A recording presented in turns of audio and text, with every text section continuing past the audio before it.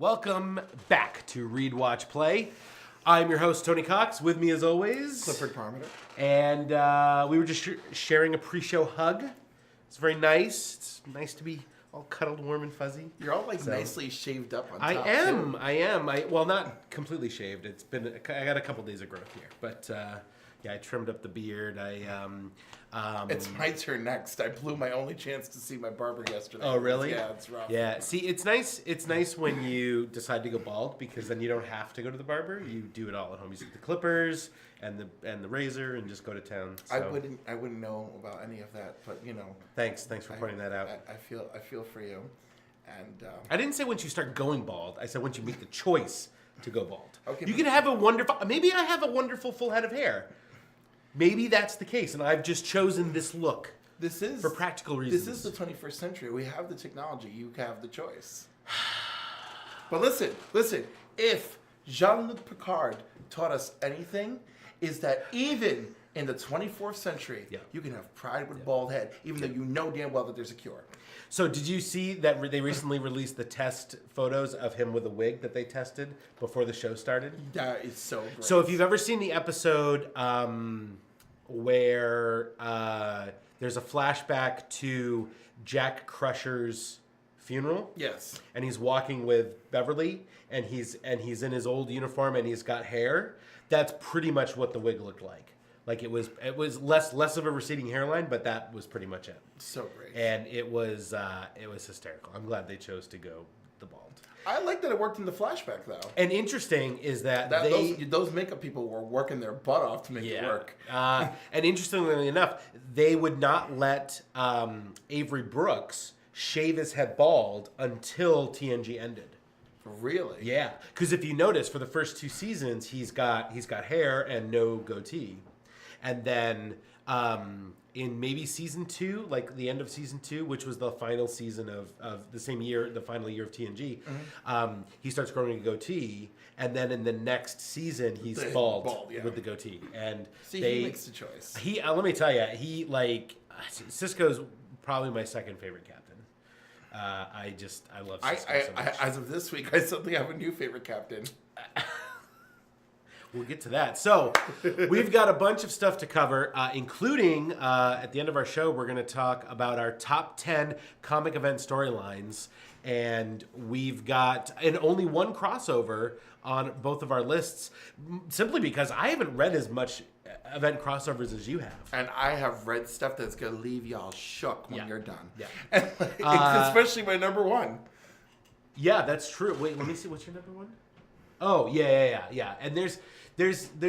I'm glad that our lists are a little bit are different because I also picked some just like story arcs within comics because they're ones that I just personally really connected with and really enjoy, and I think are in a couple of cases some of the best comics ever written. So we'll get to that at the end of the show. But in the meantime, let's talk about this week's comics in our What Did We Read segment.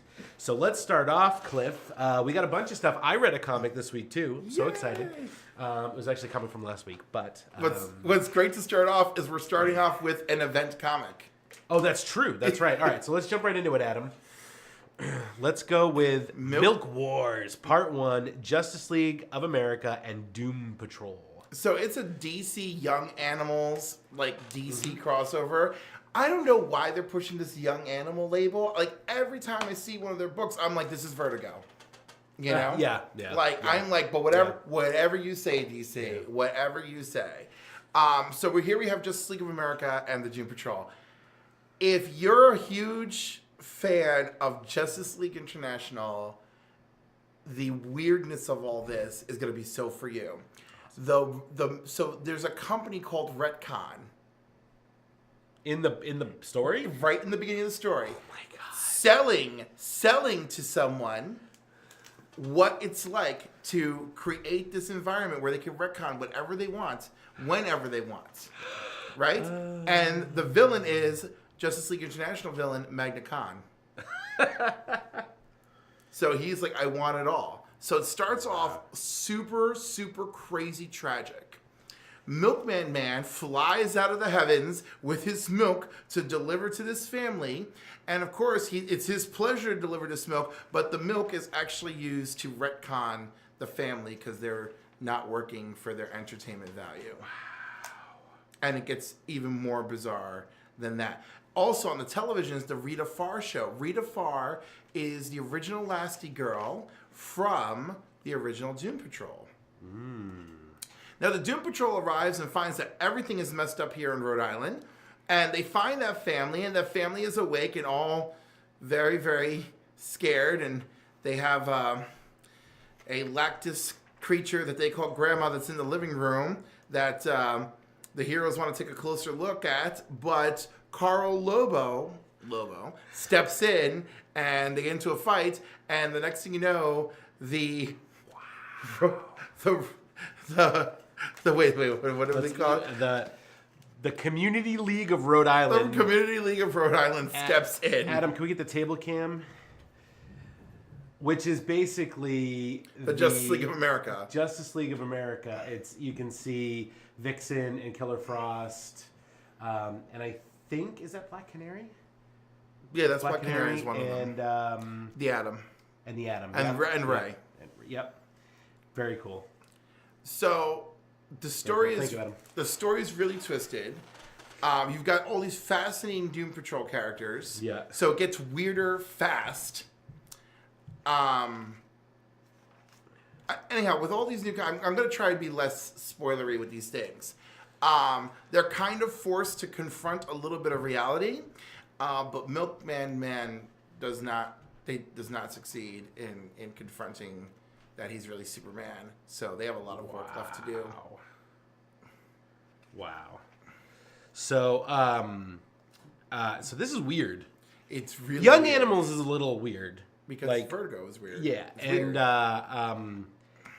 And so where are you on the woo-boo scale here? Oh, I'm on the woo scale because I feel it is what it's supposed to be. Wow. You know, what did you think was going to happen when we take Justice League of America and team them up with the Doom Patrol? It has to be a really weird story.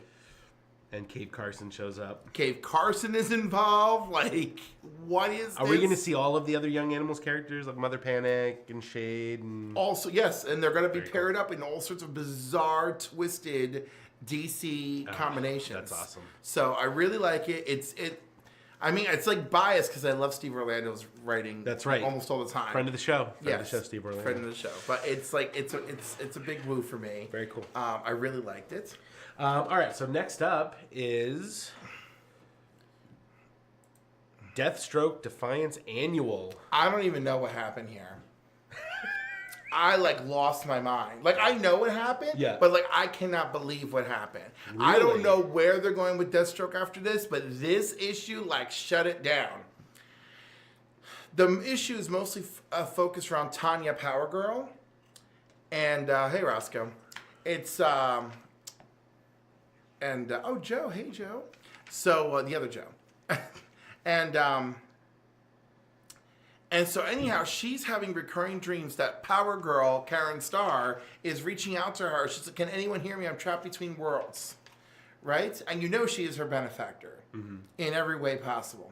So she feels like if Karen's really trying to reach out, she should find things out. But anyhow, while she's awakened, she's moving about the facility. I mean, their headquarters is the building she owns, thanks to Power Girl leaving all of her money and stuff to her, right?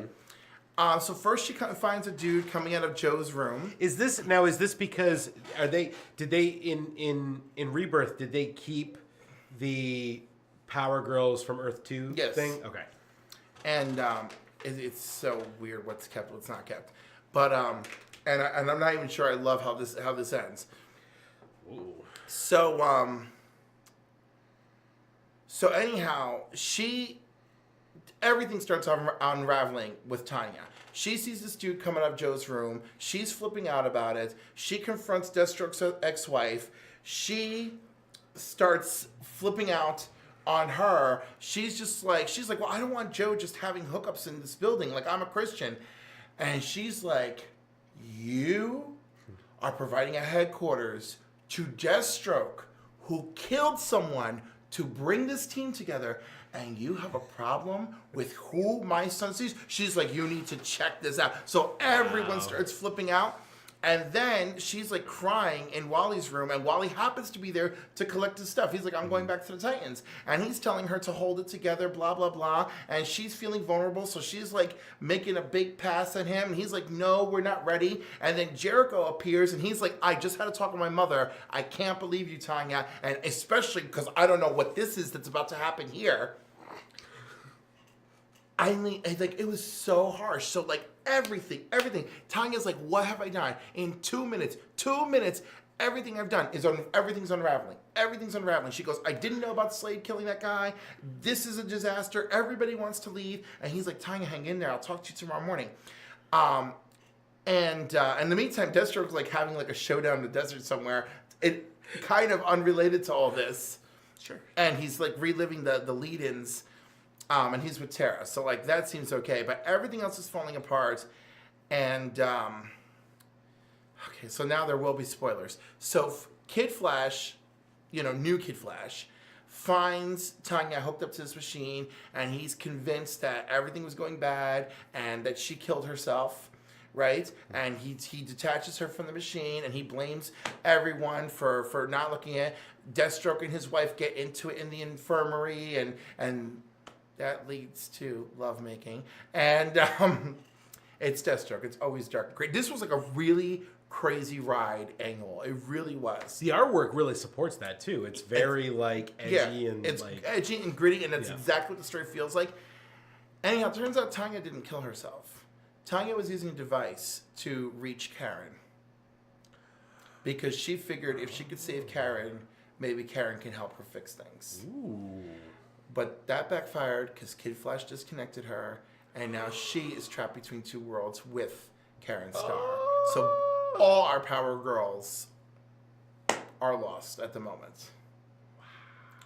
So it's kind of, that was the big spoiler. I'm sorry, guys. But I didn't spoil anything pertaining to Deathstroke. So, like, that's cool. There's still something for you to read there.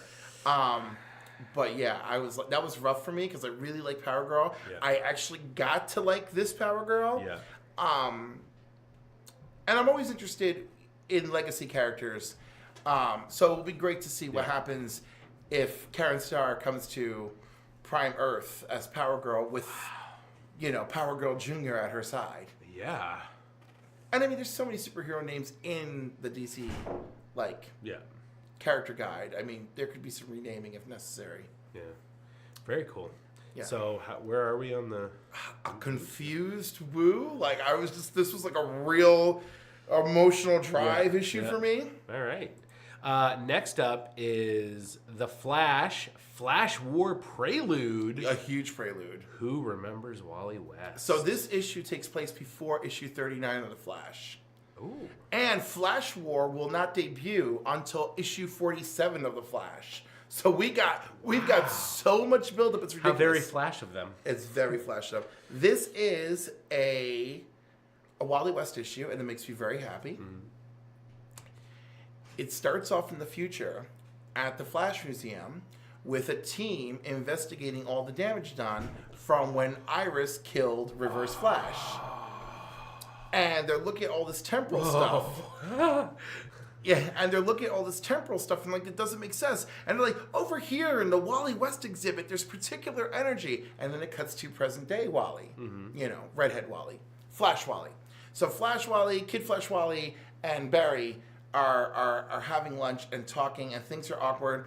And they had just beaten the top, and Iris was there, but she didn't say anything to Wally, and she still doesn't remember that adult Wally, Flash Wally, is her nephew, her other nephew.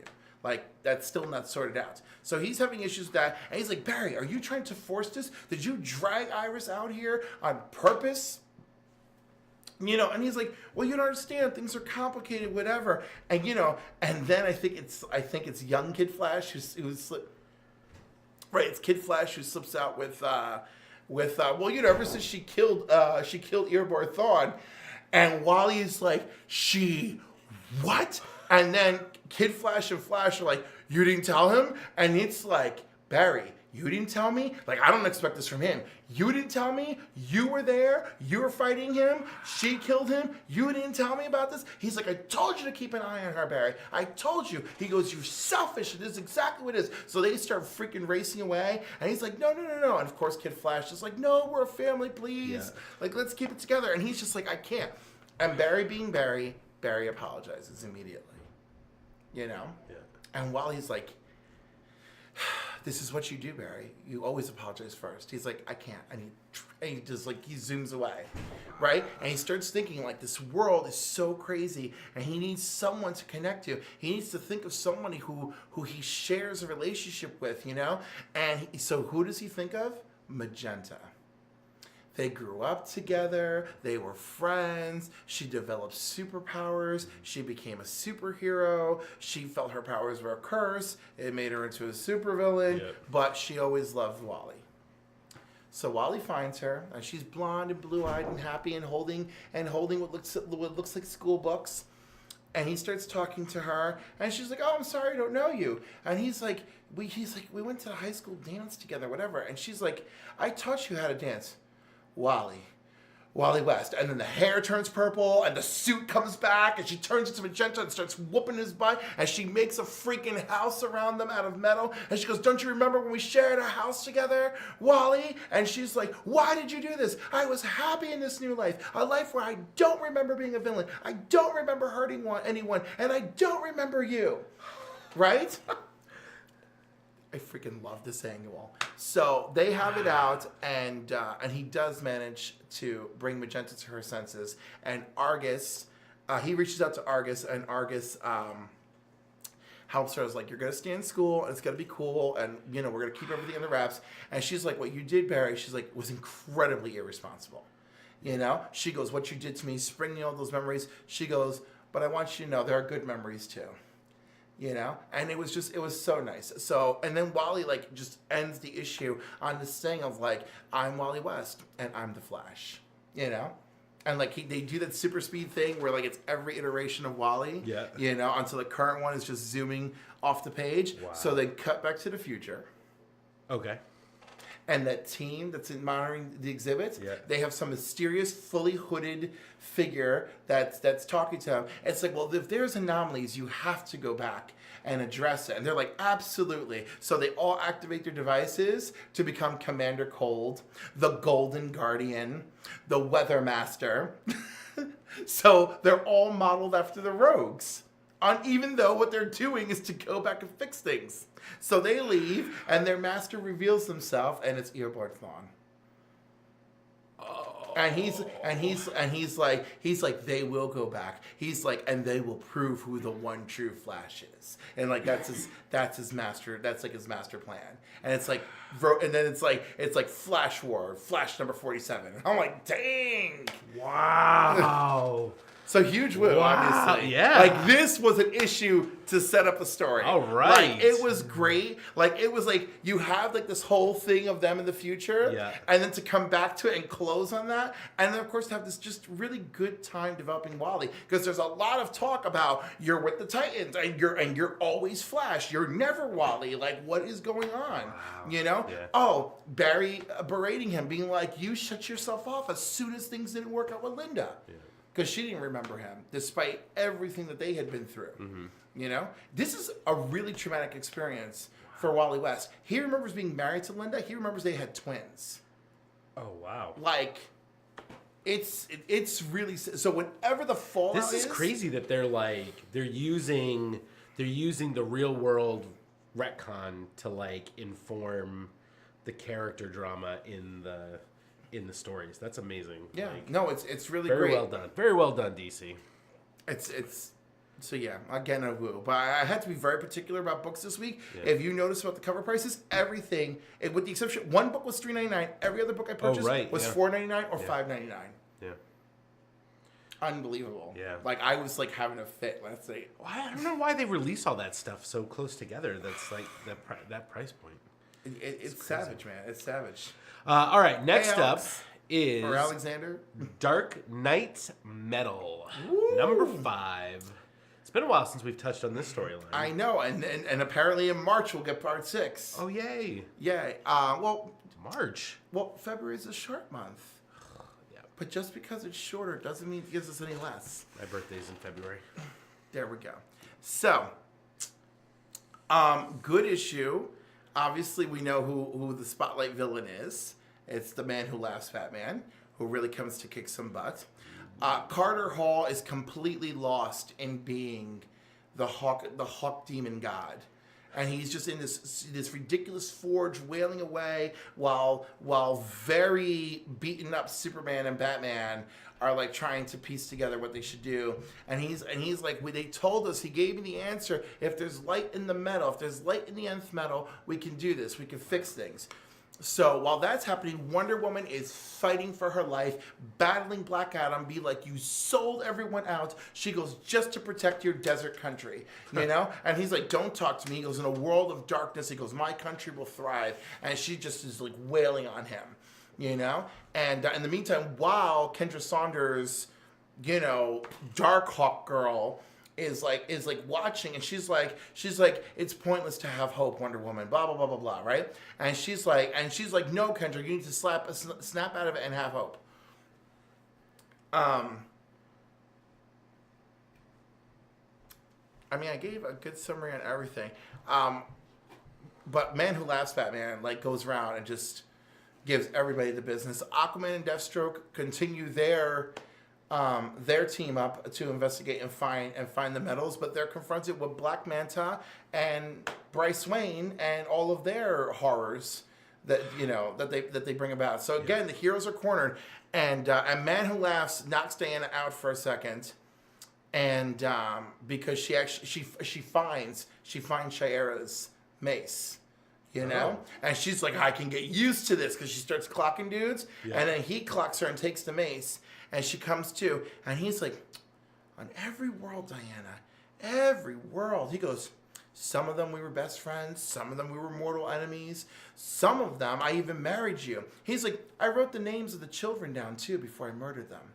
You know? And he's like, but every time I encounter you, you're the last one fighting.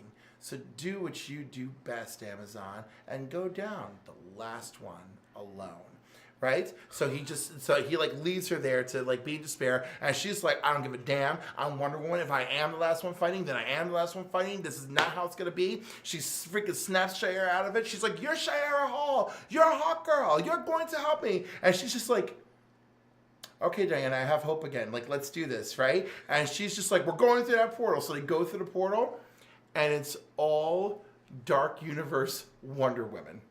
It's Wonder Woman Circe, so it's basic. So you can imagine, if we met all these Batmen who killed these people and took on their powers or identity, that's what happened to Wonder Woman. So there's Wonder Woman Cheetah, Wonder Woman Circe, Wonder Woman Bane. It's insane. I need to see this. I have to see this. This is insane.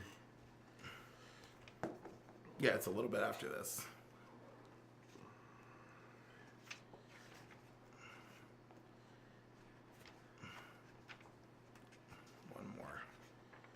There we go. Oh my gosh.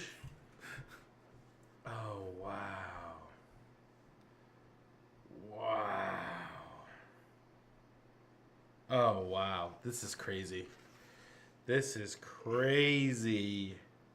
So I love it. So Batman and Bruce dive off into the forge for hope. Wonder Woman dives off into battle with Shiera. Hoping, also battling in the name of hope. And it's so cute because she tells Shiera, she goes, as long as we breathe, I know Bruce and Clark are fighting. We have to keep going, right? And Bruce and Clark are like diving into the light of the forge. Yeah. And Wonder Babe from Pat. Hey, Pat. And as they're diving off into the forge, and how come I'm seeing all this over here?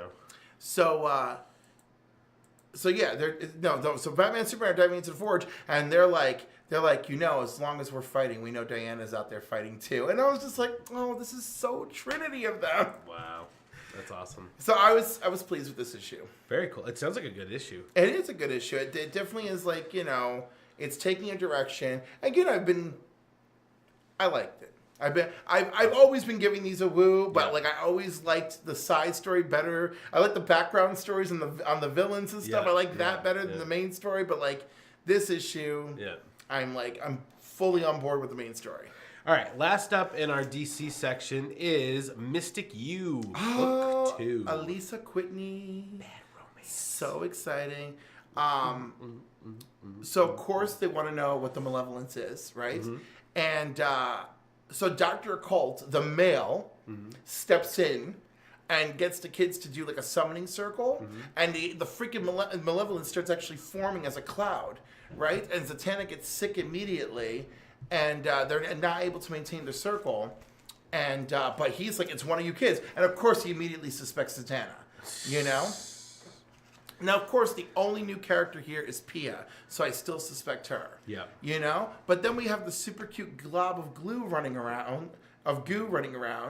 and, you know, it's so funny. Like, you know, so the amorphous blob is, like, kind of genderless and Yeah. all that. But he's like, I'm tired of the fact that I'm basically, like, fecal matter and a bunch of other stuff gelled together, and everyone finds me repulsive everywhere we go. So... it like firms up its form to take a male-like appearance and wear a hat and a shirt and stuff. Yeah. Because of course it actually likes Pia. Okay.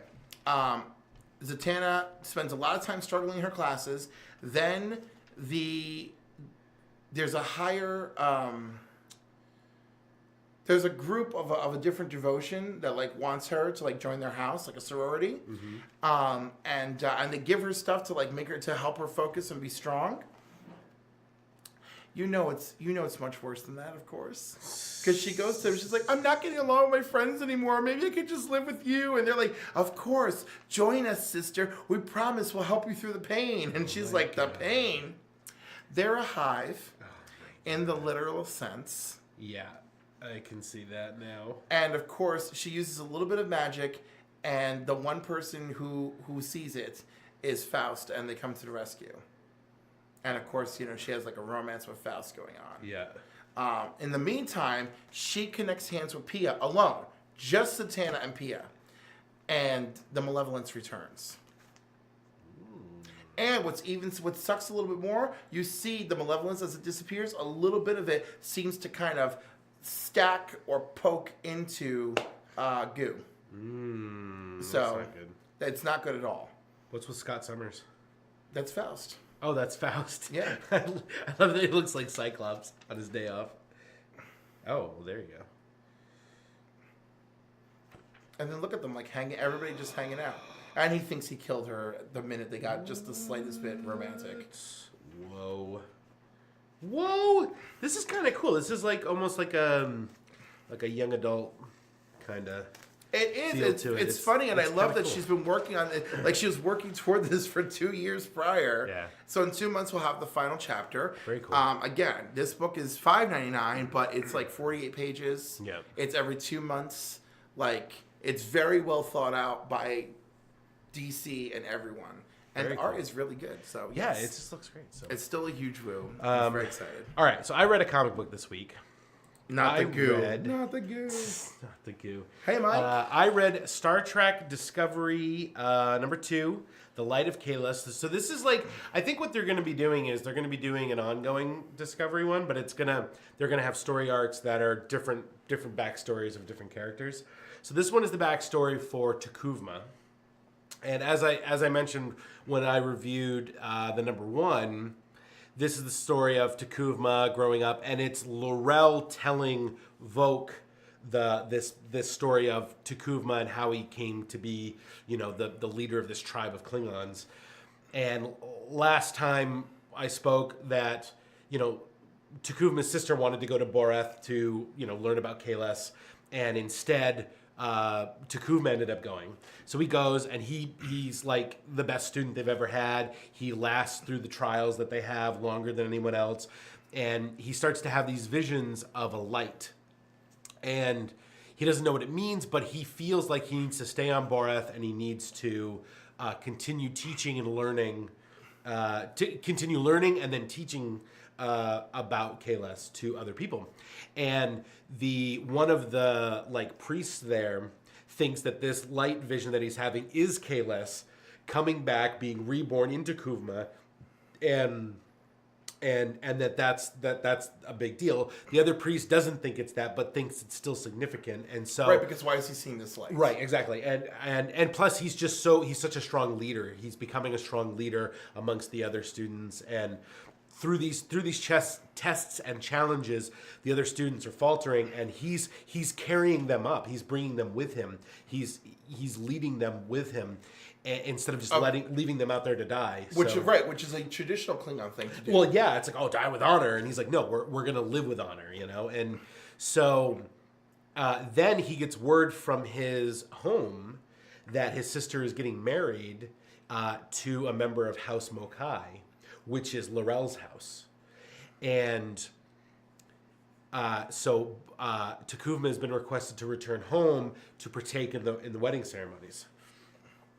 It seems like a fair request. He returns home, and it's been years since he's been back. Yeah. So, and as we know, like his uncle who's been running the house is kind of like, kind of a shady guy, seedy guy. He's basically been, squandering and pillaging the riches of the house and the resources. So he gets back, and his sister is, they've restored the sarcophagus ship, the ship of the dead, the one that we see in the first half of the season of Discovery, and it's becoming more restored. But his sister has given up on the dream of leading people and bringing raising those people up. T'Kuvma hasn't given up on that dream. She sees it more as, oh, this has given the common people something to do and restored their, given them something to live for and all this other stuff, and she has like some other priorities in mind, but we really don't know what it is. And then their friend Kel... But they don't seem nefarious or sinister. They don't really seem nefarious or sinister. And then Kel, who was where in the first issue seemed as though they were a couple. I forget what her name is. Jula, I think is her name. And Kel seemed like a couple, and now and Kel actually says to T'Kuvma, "Don't go to the wedding. Stay with us. Don't go to the feast tonight, the wedding feast. Stay with us and have food with us and talk to us. She's, your sister is just scheming on her own and all this other stuff." And he says, "No, I need to go honor my sister and to be part of it." So spoiler alert, on her own. So he says basically that she is being manipulative for her own gains. And T'Kuvma doesn't think that that's it, and you as the reader don't really think that either. Right. And if you've watched Discovery, you know that L'Rell is from a house of prominent women who can be persuasive and manipulative and who can get things done, basically. And so T'Kuvma goes, and this is a big spoiler, T'Kuvma goes to the feast, and as he enters the hall, there's members of House Mokai with bloodied batleths, and they've killed T'Kuvma's family. Oh my god. And oh my god. And the guy says, and the guy's like, do you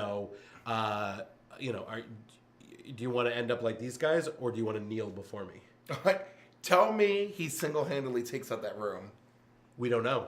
Oh. That's literally the last panel setting up. That's why I didn't leave it on, because this is, and I got to be honest with you, I've really been enjoying this. Like, it clearly fills in backstory for the series. It really does. And T'Kuvma is, spoiler alert, he's only in the first 2 episodes of Discovery. Really, the prologue, not even the pilot, really, because I feel like the 3rd episode is the pilot for the show, and that the rest of this is a prologue.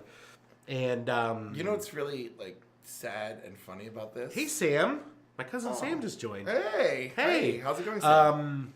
And I think she lives in Texas now. Intergalactic Red Wedding. Yes, that's exactly what I thought. As I was like, it's a Red Wedding, and even though I don't watch Game of Thrones, but everyone knows what that is. Yeah, exactly. And so it was. I've really been enjoying this. I think the writing is great. The artwork is great, and it's Shastine does the artwork. Who does the artwork on a lot of the Star Trek comics? Very good. And it's really good. And Kristen Beyer also is a co-writer on this, and she is the canon expert on the show Discovery and is a Voyager novelist as well. She actually is still writing Voyager novels. So, my sad parallel here for this Discovery series, these tales are much meatier and definitive than the tales we're getting for Star Wars.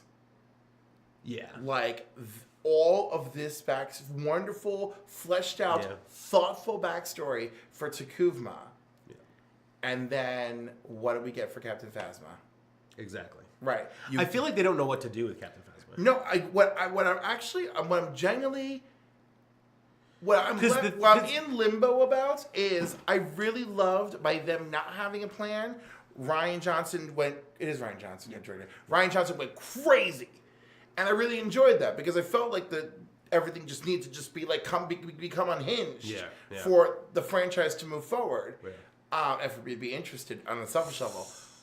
But at the same time, by them not having an overall game plan, like a stronger overall game plan, you know? Like I guess there's like an overall game plan with how they wish to proceed, but not like... So the thing about Phasma is that I don't think a lot of people realize is that her costume... Her character look is unused concept art for Kylo Ren, and when they decided to go in a different direction for Kylo Ren, they said, "Well, wouldn't it be cool to have this character look like this?" So they literally created a whole new character, just from the concept art, only to not know what to do. And then they got this amazing actress from Game of Thrones. Gwendolyn Christie, and then,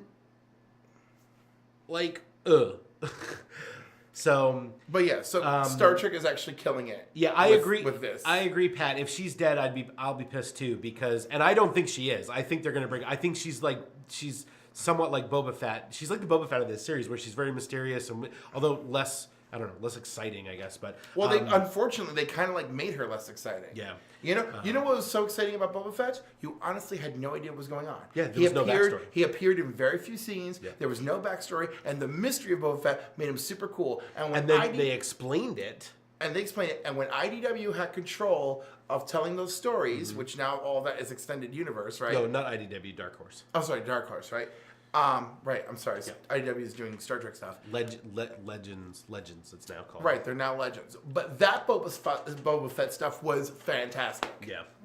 And then they explained who he was in the prequels, and I think that hurt like the legacy of the character and like the mystique and like everything. I don't think it damaged him as much as like what little they've done with her is damaging her. Yeah, true. So also great episodes of Clone Wars with young Boba. Oh, that's true. That's true. They did some really amazing. I was gonna say there's a lot of powerful corrective course with Boba Fett. That's true. And we're getting a Boba Fett movie at some point. So let's see. We were supposed to get one with. Let's see how Solo does. Yeah. Because let's be honest here. Let's be honest. If Solo doesn't do well, we're gonna get Episode 9, and Star Wars is going to take a break. No, then we're gonna get the Rian Johnson trilogy. If Solo does not do well, we'll get the Rian Johnson trilogy. I have a feeling we'll get a break first. Because the Rian Johnson trilogy is going to be the Old Republic. I hope. I hope not. I hope. I just want it to be a fun... They have to bring her back for a face-off with FN218 Trader.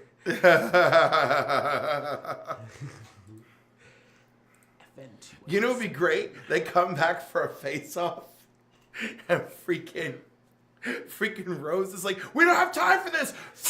It just kills her. Yeah. Don't touch my man. Great. True. All right.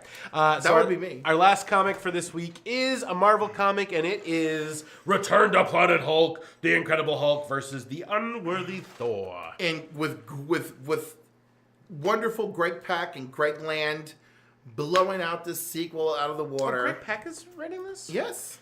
Oh. Just like he wrote the original. So now he's forced to fight unworthy Thor, who again is being controlled by one of those discs, just like Surfer was in the original story. It's just so fun. Very cool. Is that the Hulkmobile? In their mind. Oh, in their mind. In their mind. Remember? Oh, okay. Because the Hulk is inside him, and then Right, there's his right. personality, and he's always fighting for control. So they manifest that in they're trying to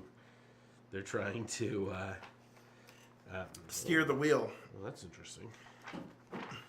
Very cool. And of course, their leader keeps having outrageous things. I'm actually going to not ruin that part, but needless to say, he has acquired some USSR technology that he's saving to unleash on our young, Incredible Hulk friend. Very cool. So it's still a woo. It's still a good book. Noteworthy this week. It's an Enforcer #1 came out.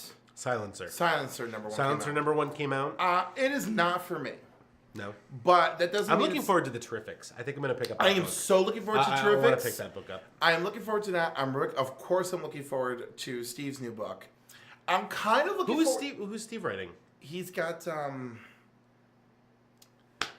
what are those characters? Firebrand and... There's Brimstone, Damage. Immortal Men? It's not Immortal Men. No, it's the other team one. Actually, anyhow. Oh, I know what it is. I just looked at the titles today too. It's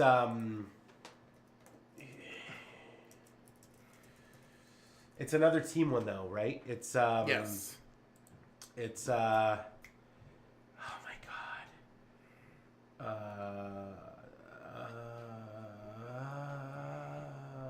New Challengers? The Unexpected. The Unexpected. The Unexpected. Oh my god, That's I'm what it struggling was. with that too. That's what it was. So yes, I'm looking for maybe the New Challengers. Yeah. But basically all the team books are the ones I'm looking forward to. That's really cool. You know, like Damage. Sideways looks interesting. Weird. It feels like Spider-Man meets like Deadpool. Galactus. Like Deadpool's teleporting belt that he used to have. I don't know what that is. Like I just like you know what I'm saying? Like I read the yeah. preview. I'm like, this doesn't grab me. Yeah. The Terrifics, I read the preview, it grabs me. The Immortal Men, I read the preview, it grabbed me. And like Sideways, I'm like, I don't even know who you are. And then there's this like weird alien dude thing, and I'm like, why am I supposed to care about you right now? It's really hard, and I don't know. I don't know why I feel the way I do. Like I'm trying like not to be jaded about certain stuff, you know. But like Silencer, like it's so sad because the other artist on the book I love. Yeah. And like issue 1 starts off with just not attractive to me. So. All right. But anyhow, it is noteworthy, and some of you will really enjoy it. Also, Star Wars DJ Most Wanted came out this week as well. I wanted to heat vision it the minute I saw it. I'm like, you don't deserve a book, and as I said earlier, all the filler they give us is garbage. I was just like, dumpster fire this, dumpster fire. I'll be honest, I picked it up and I said, I'll read this and give a report on it. And I opened it up and I said, okay, well, where does this start? Where does his backstory start? It literally starts in the casino probably hours before the events of the Return of the Last Jedi. And I was like, nope, I don't Dumpster care. fire. I don't really care. I Dumpster literally fire. said to myself, I'm not putting the effort into this because it just looks like it's going to be a bunch of junk just to get him to the point where he was in Last Jedi. So, please tell us what comments you feel belong in the dumpster fire. Let us know. All right, so let's move on to what did we watch? We're gonna kindle it with Captain Phasma and DJ. So what did we watch? We've got a couple of news items to talk a little bit about. Let's start with big news coming out of the Hollywood area. DMG Entertainment, which is I think a Canadian company, and they're an entertainment company that deals in a lot of different a lot of variety of entertainment. They've been involved with releases for the movies Looper, Iron Man 3, and Terminator 2 Judgment Day in 3D, the recent re-release in 3D. They also have some film and television projects. They have some gaming, some VR projects, and they do live entertainment, including like Transformers Live and the Marvel Shield experience. The president and owner of the company, I think, or CEO of the company, is a filmmaker by the name of Mintz, I think is his last name. And he had a stake in Valiant Entertainment, and now his company's just acquired the rest of it. So now they've acquired Valiant Entertainment and all of their characters, and actually own the company, not just the rights. And I'm assuming this is going to lead to a movie universe franchise plethora. I hope That's it going to leads cover something good, because yeah. the last time Valiant got purchased by a big company, we know what happened there. Yeah. So the characters, if you're wondering what characters might be affected, Exo Man of War, Bloodshot, Harbinger, Shadow Man, Archer and Armstrong, Ninjak, and Faith. A precious Faith. I really hope they do a Faith movie. I think that would. I think that'd be great. Huge. That'd be huge. Can you imagine Faith in the Future Force? I really like. I wish that was an ongoing series. It's always something that can be revisited. Yeah. So they tried to make him Bulba. Oh, you mean DJ? Yeah, Maybe, Pat. yeah. What did you mean, DJ with Boba? It's too bad. So what do we think of this? Is this? Are you excited at all? Is this something that you're looking forward to? You know, it's so weird having to talk about this stuff for me, because like I watch people like talk about it, right? And I'm like, I'm not getting a check for this. You know, I'm like, I don't know who any of these people are personally, so I can't say. There are some things where I'm super opinionated about, right? Like, for instance, if we start talking about something that Steve Orlando is working on, I'm going to be very opinionated because I like him, and usually when I talk to him, he talks a lot about stuff he's working, except for, of course, the NDA stuff. I never get anything out of these guys for NDA stuff. Once in a blue moon, I'll get like a little sneak of something, and I feel so excited. Yeah.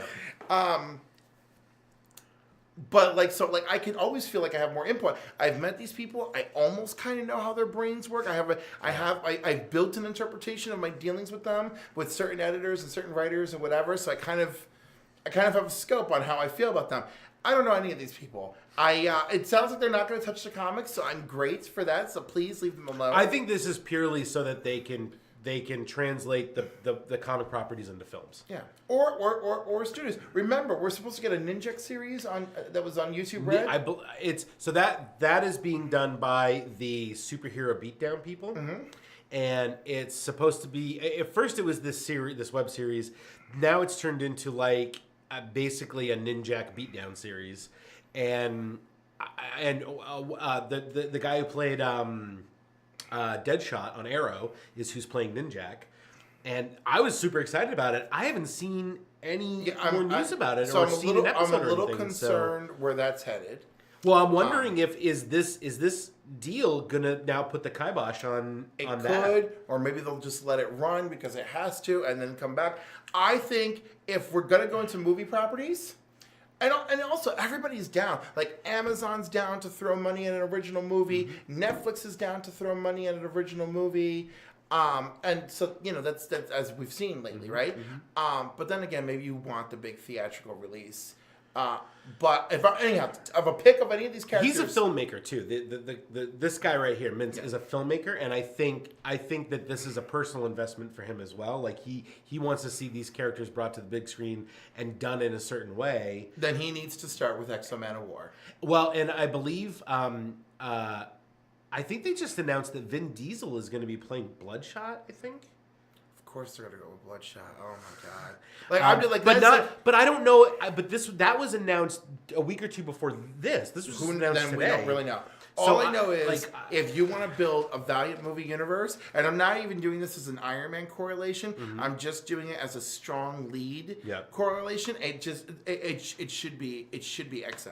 It's such a great story. He's a Roman freaking leader back in the day. Yeah. A freaking alien freaking spider people come and abduct humans to be their slaves. He escapes in one of their suits, the exosuit, and comes back to Earth in present day. That's a unique story too. It's a really good unique story. That's a very cool story. That's almost like a John Carter type of story. Yes, and so if you're gonna do a movie universe, that's hot. Yeah. Start there. Yeah. Build a fun cast. Yes, steal from Marvel. Because everyone's like, whatever. I know some people don't like the Marvel formula, but it's okay to steal a little bit of it. You know, it's all right. You don't have to. You could be original. Valiant is definitely the universe where dead means dead. They can run with that, but steal a little bit of it. Have some of that humor and everything there. I mean, that's what I'm looking forward to. That's what I want to see. That's what I'm hoping for out of this buyouts. So yeah, that's how we feel about that. I'm kind of excited. I'm not as invested in these characters as No, but I obviously I've read enough of them where I see all the potential. I want to see. I just want to see more stories like this brought to the silver screen. I want to see all these stories, or the small screen. I feel like Faith would make a great series. I think Faith would be such a great property to do. I really hope they do it. So speaking of Marvel, Black Panther world premiere happened in LA. That jacket is so amazing. I can't even handle it. And oh my God, the red carpet is amazing. Now you told me the invitation said, dress royal. Dress royal. Yeah. Dress royal, and man, did they dress royal. Yeah. Chadwick Boseman here, just amazing. Yeah. I thought this was a still from the movie. Yeah. Oh, by the way, so 2 weeks prior to this, the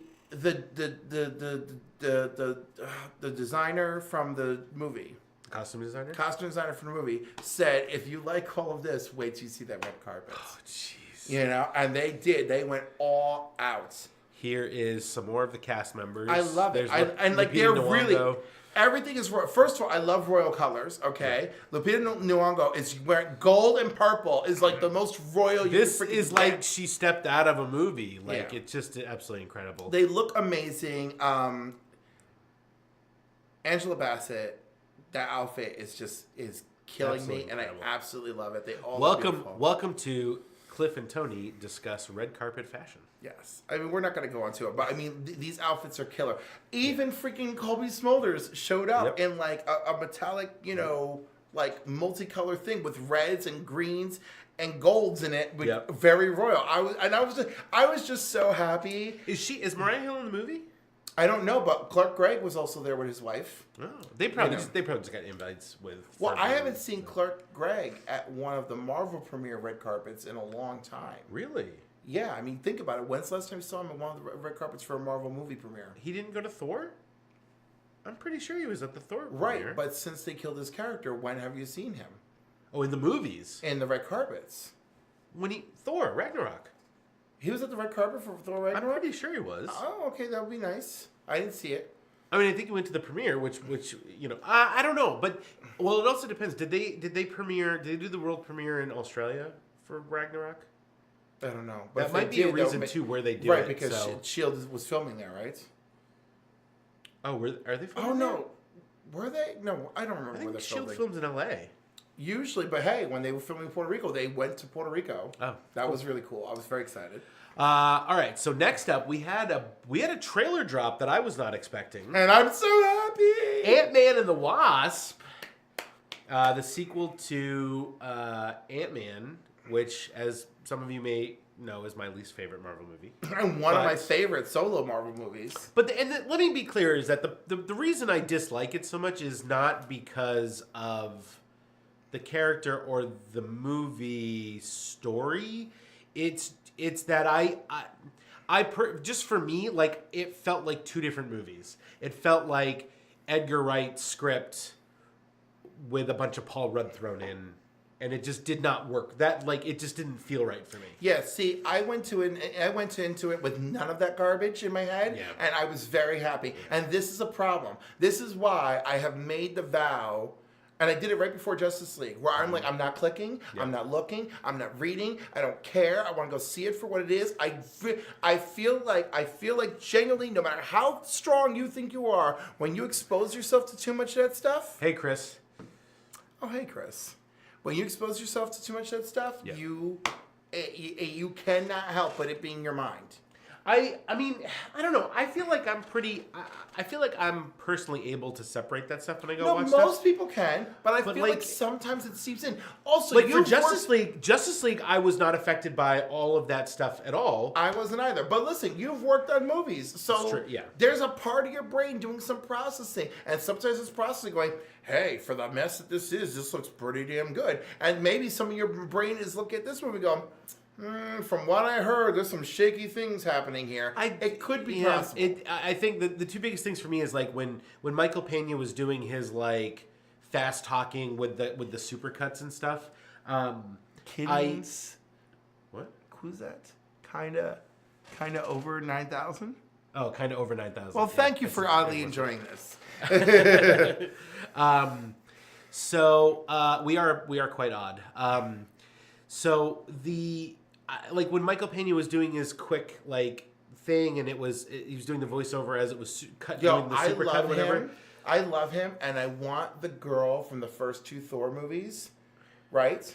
You know who I'm talking about. The girl who's on 2 Broke Girls, and of course that's canceled. Oh, Meowner. Meow. She called the hammer Meow. Yeah, Meowner. I love her. Anyhow, I want an entire movie. Cat something. Cat Denning. Cat Denning.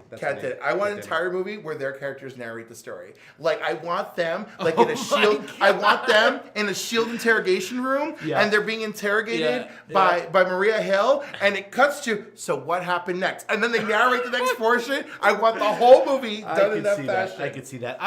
It was that I felt like was very Edgar Wright writing. But the execution was not Edgar Wright, so it didn't feel right to me. And then I felt like all of Paul Rudd's scenes where he's Scott Lang without the suit just felt like Paul Rudd was there and not the character. Like I didn't feel like Paul Rudd was the character of Scott Lang. I just felt like... In the meantime, I went into it with more Scott Lang history. Yeah. You know, knowing he's not Ant-Man. You know, knowing that this is a guy who stole this stuff to go be a thief. Right. You know, so I'm like, man, he's really delivering on this iteration of Ant-Man. Like he's delivering the Scott, portion, and the little girl was just fantastic playing his daughter. Like, so for me.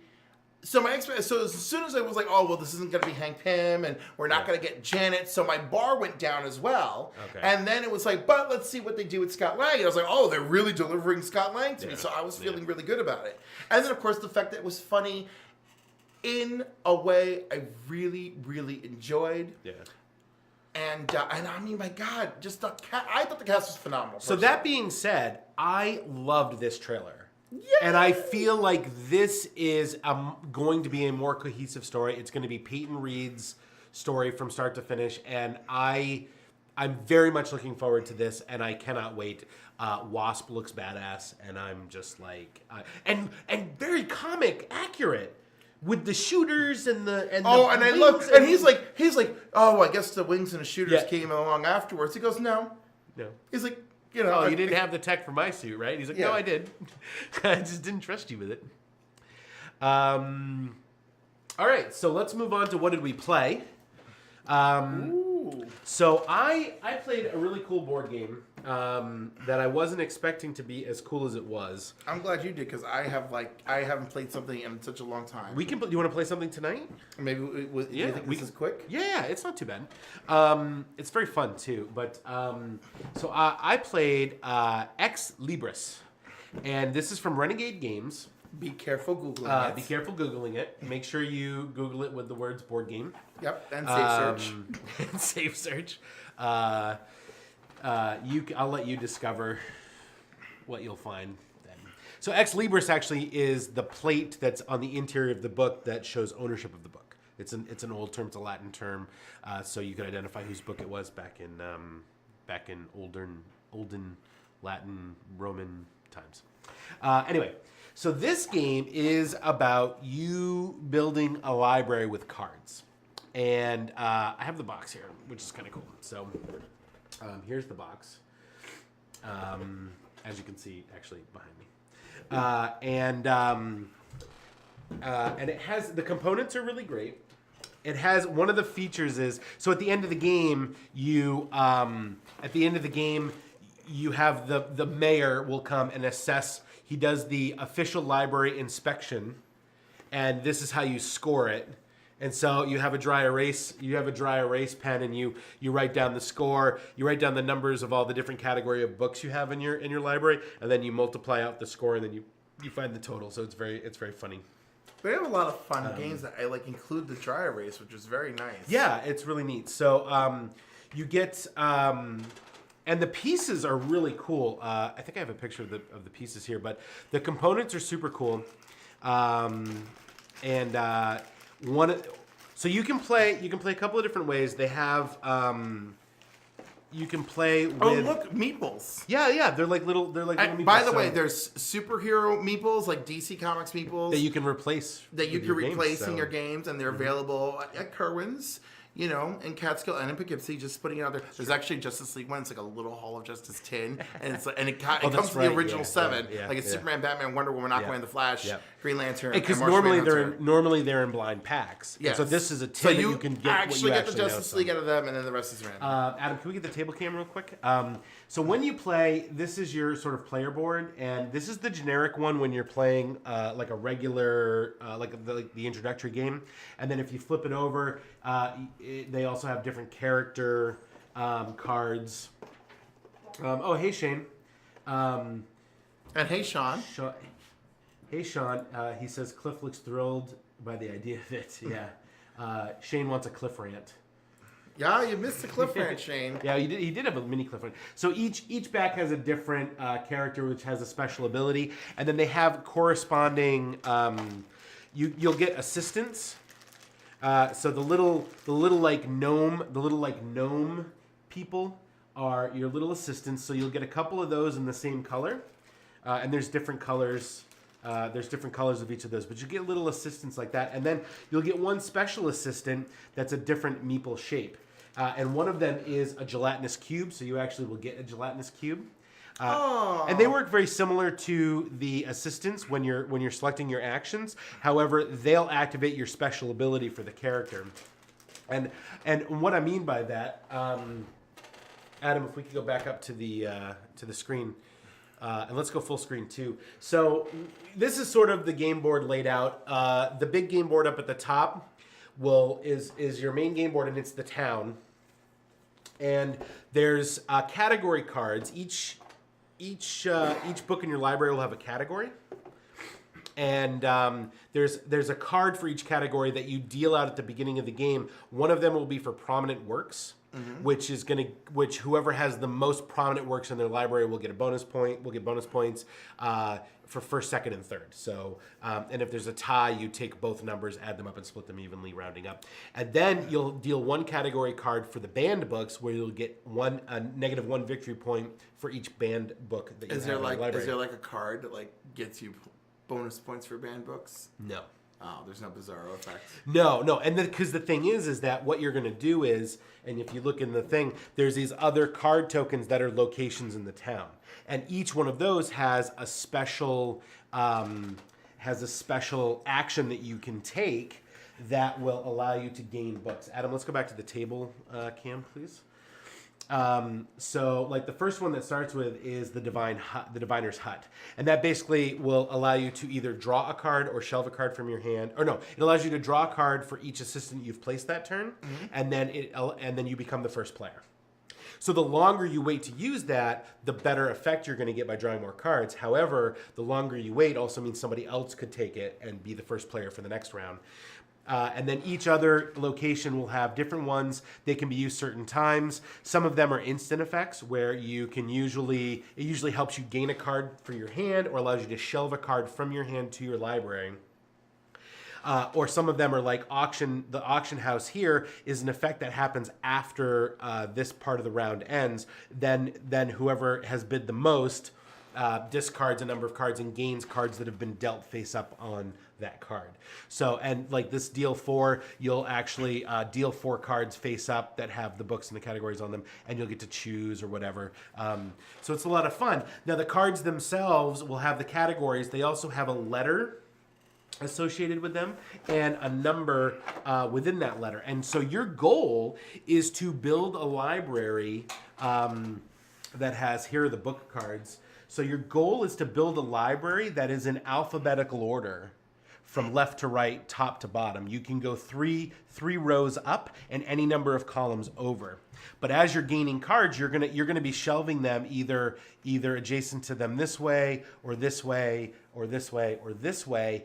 You can't play them. You cannot play them diagonally like that. And the symbols on the cards reflect. Those are the categories of the cards. Okay. So those are what's so these, and then you'll have category cards that'll tell you what your prominent works are, what your banned books are, and then each player gets a secret card that is their like specialty in their library, and they'll get double points for those.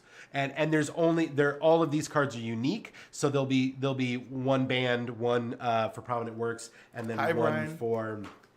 Oh, hey, Brian. And so the goal is to create alphabetical from left to right and start and top to bottom. If for whatever reason at the end of the game you have one that's out of order, you simply turn it over. Now, once you've built your library, one of the scoring mechanisms is that you get a score based on your shelf stability. So any contiguous section that's a rectangle will score you points. So for instance, in this case, you would score points for these here. You get 1 point for each one. So the bigger you can make a square, the more points you're going to get. And if you've turned one over, it still counts as shelf stability, but you don't get any points for the books on them because it was out of order. So This portion here, this mechanic thing, right? That reminds me a little bit of like Smash Up. Oh yeah, Like- yeah, and that simply is what you're going to do is you're going to place your person on a higher number than somebody's already placed. Okay. And that number is simply the number of cards you're going to discard to gain all 3 cards that are face up here, and then you immediately get to shelve any or all of the cards that you take. So it allows you to, because normally when you place a person on your own library square, you get to either draw 1 card or shelve 1 card. But this is going to allow, if there's 2 cards on here that are good for you and that you can shelve immediately, you'll want to bid on that and try to get them as soon as you Especially if you know you're going to get the bonus points for them. You're like, I got to exactly, jump on this. Exactly. And that's the thing is like you're trying to build your library. And it was tough because the banned book that we had were on everything. And so you had to sort of manage, okay, how do I get? And then the one of the ways I won, so you score points for shelf stability on the contiguous rectangle area. Your prominent works is first, second, and third. You subtract the points for the banned list. Then you assess categorical variety bonuses, and that is whatever category you have the least of, you get 3 points per book, which is really good. And that is one of your highest scores. So halfway through my first game, I realized because when your specialty book only gets you 2 points per book, but the categorical one is 3 points. So I was like, oh, well, I should try to make all of my numbers as even as possible and get the most books. And so I did that, and I ended up with almost 3 times as many books. Yeah, go ahead. And then Neat. there's also a solo mode as well that you can do, and that's the side you're looking at here. Okay. So For solo mode. yep. So you can do. So it's 1 to 4 players. Do you know how the struggle I'm living to find 6-player games? To find 6-player games? Yeah. Oh, we'll go upstairs. I'll show you all kinds of good 6-player games. Really? Where was yeah. this last week? You didn't ask last week. Yes, I did. Remember? You did? Remember King? What was it? Queen Queen Domino. Queen Domino. Oh, Queen Domino. Oh, that's right. Yeah. So super fun game. They say it takes 45 minutes to play, but you probably want to budget at least an hour or more for your first run through. Especially if there's 5 players. Yeah, well, this is only 1 to 4. Oh, right. can't Well, do if there's 4 players, you're looking at it. Yeah, I'm sure. and basically how the rounds work are at the beginning of the round you reveal 2 new location spaces. You deal up any face cards if there are any on there. Then starting with the first player, you each place 1 assistant at a time. So you each select an action that you're going to take. You go. So I select, you select, I select, you select. We go around, and then you most of them are instant effects, so you resolve the instant effects. Then after everybody's placed, you then resolve any delayed effects. So like the auction house is a delayed one, so then you would do that. And then once that's done, you clean up, you gain your assistance back, you discard any cards that are face up on any of the locations, and then out of the 2 that you revealed that round, the one with the lowest number moves up into the town board to be a permanent location that's going to be available for the rest of the game.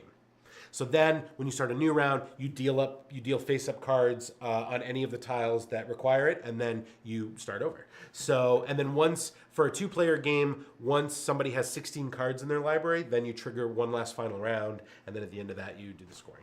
And the names on the books are hysterical. Just a random card and just read the titles of the books. The Tourist Guide to the Underworld. Totally True Tales. Torturous task to take up your time. That sounds like so many things I know. Yeah. Lectures on levitation. Least successful court jesters. So, some cool flavor text. Worst Stories Ever Written, Volume 2. Worst Stories Ever Written. The World's Tastiest Poison Teas. And World Leaders Ranked First to Worst. Boy, I feel like we're living in that one. Yeah. Okay. So, very cool game. If you get a chance to check this out, I highly recommend it. If you are local and want to check check this out, let me know. I can do a demo of this. So my wife really enjoyed it. She's not a huge gamer, but she really liked the theme. She loved, the flavor text on the cards. I'm just going to start emailing you to schedule demos because, there's just never demos of the stuff I want. And I've been, smacking people around in 2 stores over it. Yeah, well, we're going to do more demos in Poughkeepsie, too. I've been talking to Haas about that. Let me be fair. I don't want to sound like a jerk. It's not like anyone's not interested. It's too late for that. Thanks. You have good ears. Thanks, Bruja. So anyhow, I'm being gentle. But you haven't hit me once this episode on the shoulder. So anyhow, There it is. Yowzers. Actually, I've been good. I've been gentle to you. I've been treating you well. Can't wait till summertime again. Oh, Trish is watching. Hi, Trish. So, I work with Trish once upon a time at Walmart. You worked at Walmart? Yes. I'm sorry. No, be sorry that this poor girl is still there. She's lovely. No, she's okay. I'm sure it's fine. I mean, it's not as just bad okay. It's not as bad. It's okay. It's not as bad as I'm making it seem. Probably is though. I love you, Trish. So oh my God, what was I gonna say?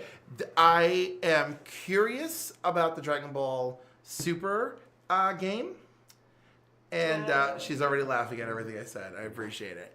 I'm curious about the Dragon Ball Super game. There's apparently a Warhammer-esque Star Wars game coming out. Yes, Legion. From Fantasy Flight. Mm-hmm.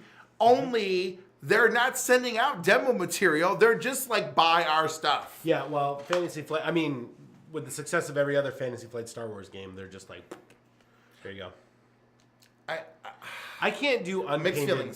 Mixed feelings. I'm sure it's going to be a great game, yeah. And Fantasy Flight is a great game company. They do put up quality stuff. They do some great stuff. I'm just not a big fan of unpainted miniature games. Well, I'd rather play the game and not paint. You don't have to. I mean, they're just gray. Right? I know, but I don't want to play with unpainted miniatures. That's why I played HeroClix, because you buy them, you open them up, you play with them. I know, but so much of this stuff is all about people loving to paint stuff.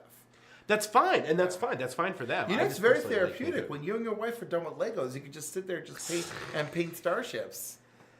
No, it's not starships. It's ground troops. Oh, God, no one's playing this game. So anyhow, well, what I don't understand. Go play Rebellion and go play TIE Fighter. Well, it's X-Wing. It's called X-Wing. What are you, imperialist? The game is called TIE Fighter, where I'm from. Earth 2 Cliff. You're Earth 2 Cliff. I'm a double agent. Your Mirror Universe Cliff with it doesn't matter because Mirror Universe Cliff found Brian. Well, what I don't see, the thing that bothers me is they do this all the time. It's a Fantasy Flight runs the risks of cannibalizing their own gaming crowd all the time because they already have Imperial Assault, which is basically a ground game miniatures game like Descent, sort of like a dungeon crawl, which is kind of cool. Yes, which I love. And I understand that this is different, but still, that's like when they came out with Armada after X-Wing. Yes, right. What are they doing? I don't understand. So, unbelievable. Hey, speaking of Star Wars Legion, Chris Johnson just joined us. And hey, Jason, how's it going? Chris Johnson, Star Wars. Chris has been championing. I think it's called Test of Honor, which is a samurai miniature game that we have here, and and the and Chris, I don't know if you're listening at all, but if you could chime in the chat here, are you planning on getting into the Star Wars one at all, Star Wars Legion, or do you think it's because I know you were playing Warhammer Flames and now Test of Honor. Are you going to jump into Star Wars Legion at all, or do you think that might just be too much and too many? And did you give up Warhammer Flames of War to get into Test of Honor, or are you just trying to mitigate or just trying to manage all of them? I hope you'll answer because it looks like we've lost almost our whole audience. Why? Oh, because we're talking about Star Wars. No, we're down to 2. Well, Chris is still there, so we have one winner. So yeah, all right. So let's move on to our last subject, our main topic for this evening, and that is our top 10. I'm so ready for this. All right.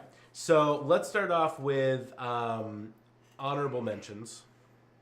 So first up, you have an honorable. So what are your honorable mentions? Oh, my honorable mentions are out of control.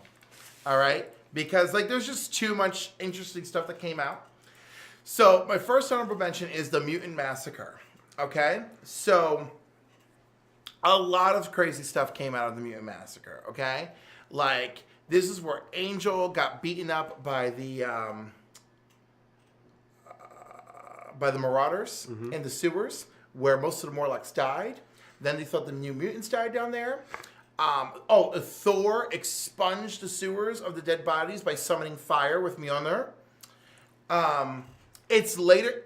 The repercussions of this are very good because the big reveal about what is Gambit's secret that Rogue didn't want to talk about, whatever, is that he used to work for Mr. Sinister, and his job at the time was to assemble the Marauders and send them into that sewer. Epic battle between Sabretooth and Wolverine. Epic after battle of Daredevil and Sabretooth. What? So wonderful, wonderful one. Should I go into my other runner-up? Sure. Inferno. These were honorable mentions. These are honorable. But they're still epic. Inferno was company-wide. It brought out the X-Men, X-Factor, the Exterminators, Excalibur, New Mutants, Goblin Queen emerged. The X-Men realized that the X-Factor people weren't dead. And actually, in Mutant Massacre, Wolverine smelled Jean Grey's scent in the sewer. Ooh.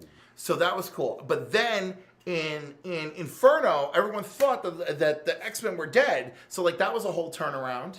I'm glad you found it, Stefan. Ah. He left his deodorant on the counter upstairs, so I hid it in the store and gave him clues as to where it was. Delightful. So, yeah.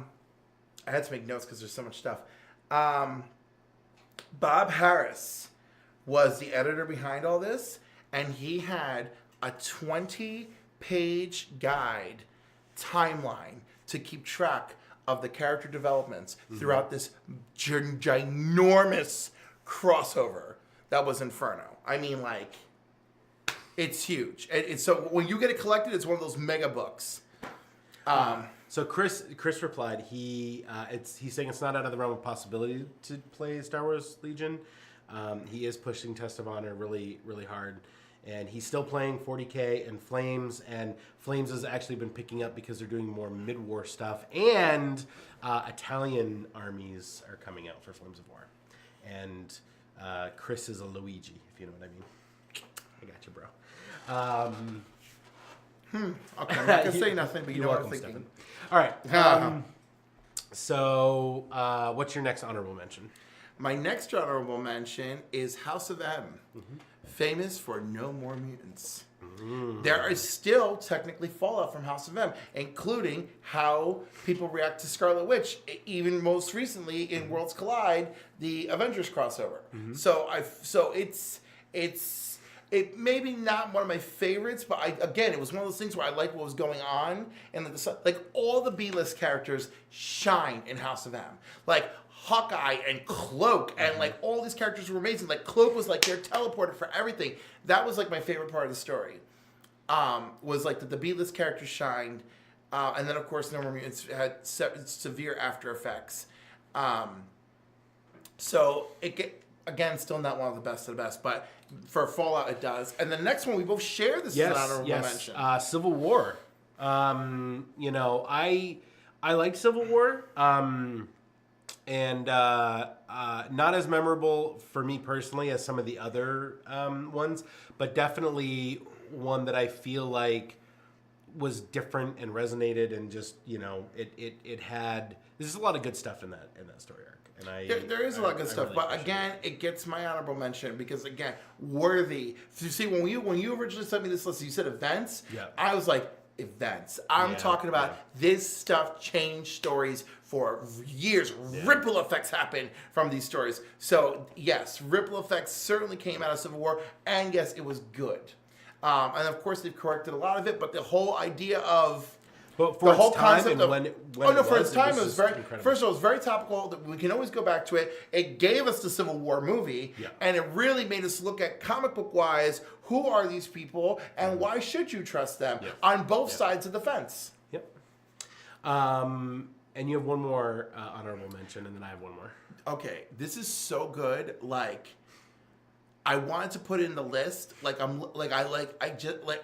Anyhow, Annihilation and Annihilation Conquest are amazing.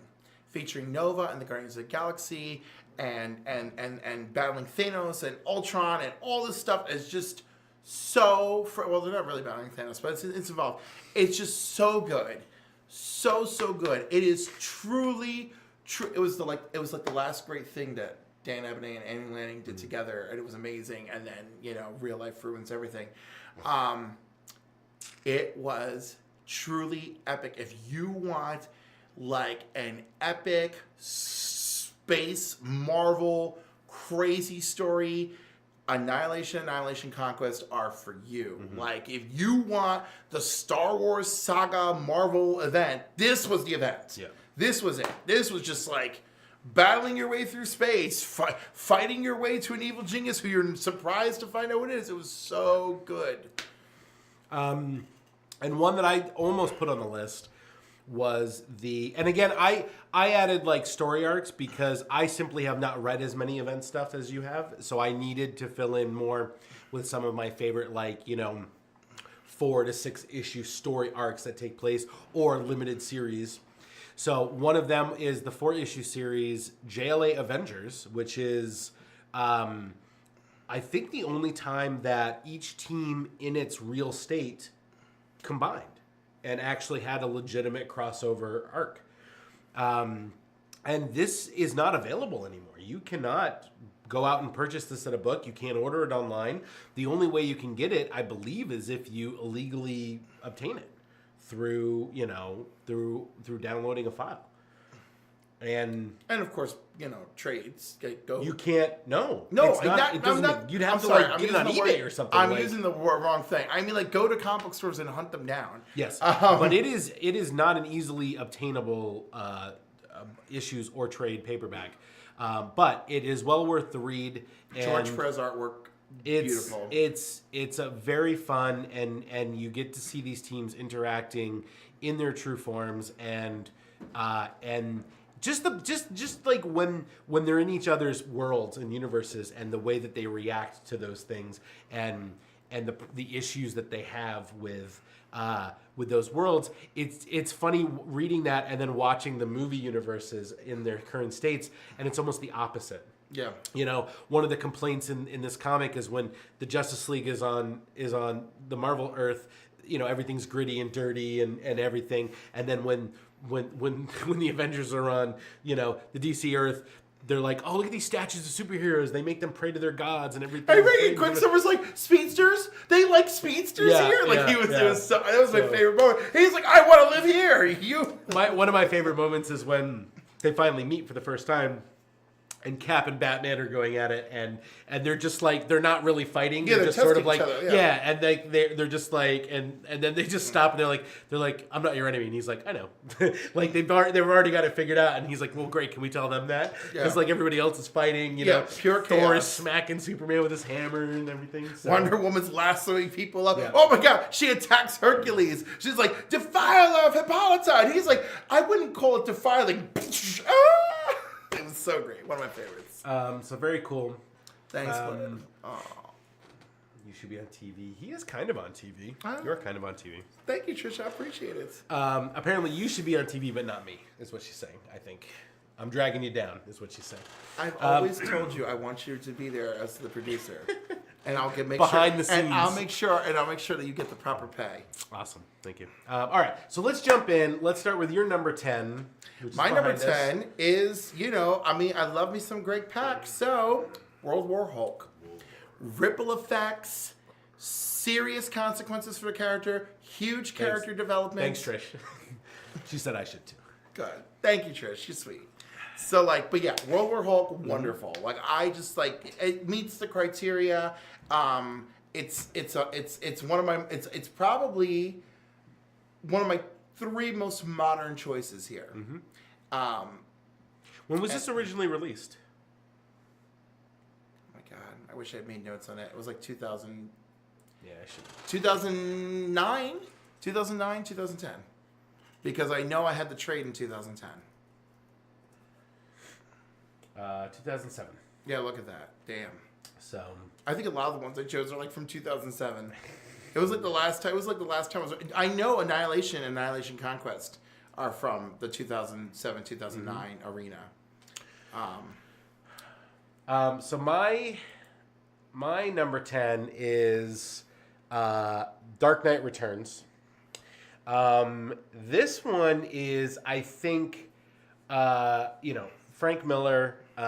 It's a definitive comic in a lot of ways, and it certainly informs Batman v Superman quite a bit. It's actually one of the key reasons that it did not make my list.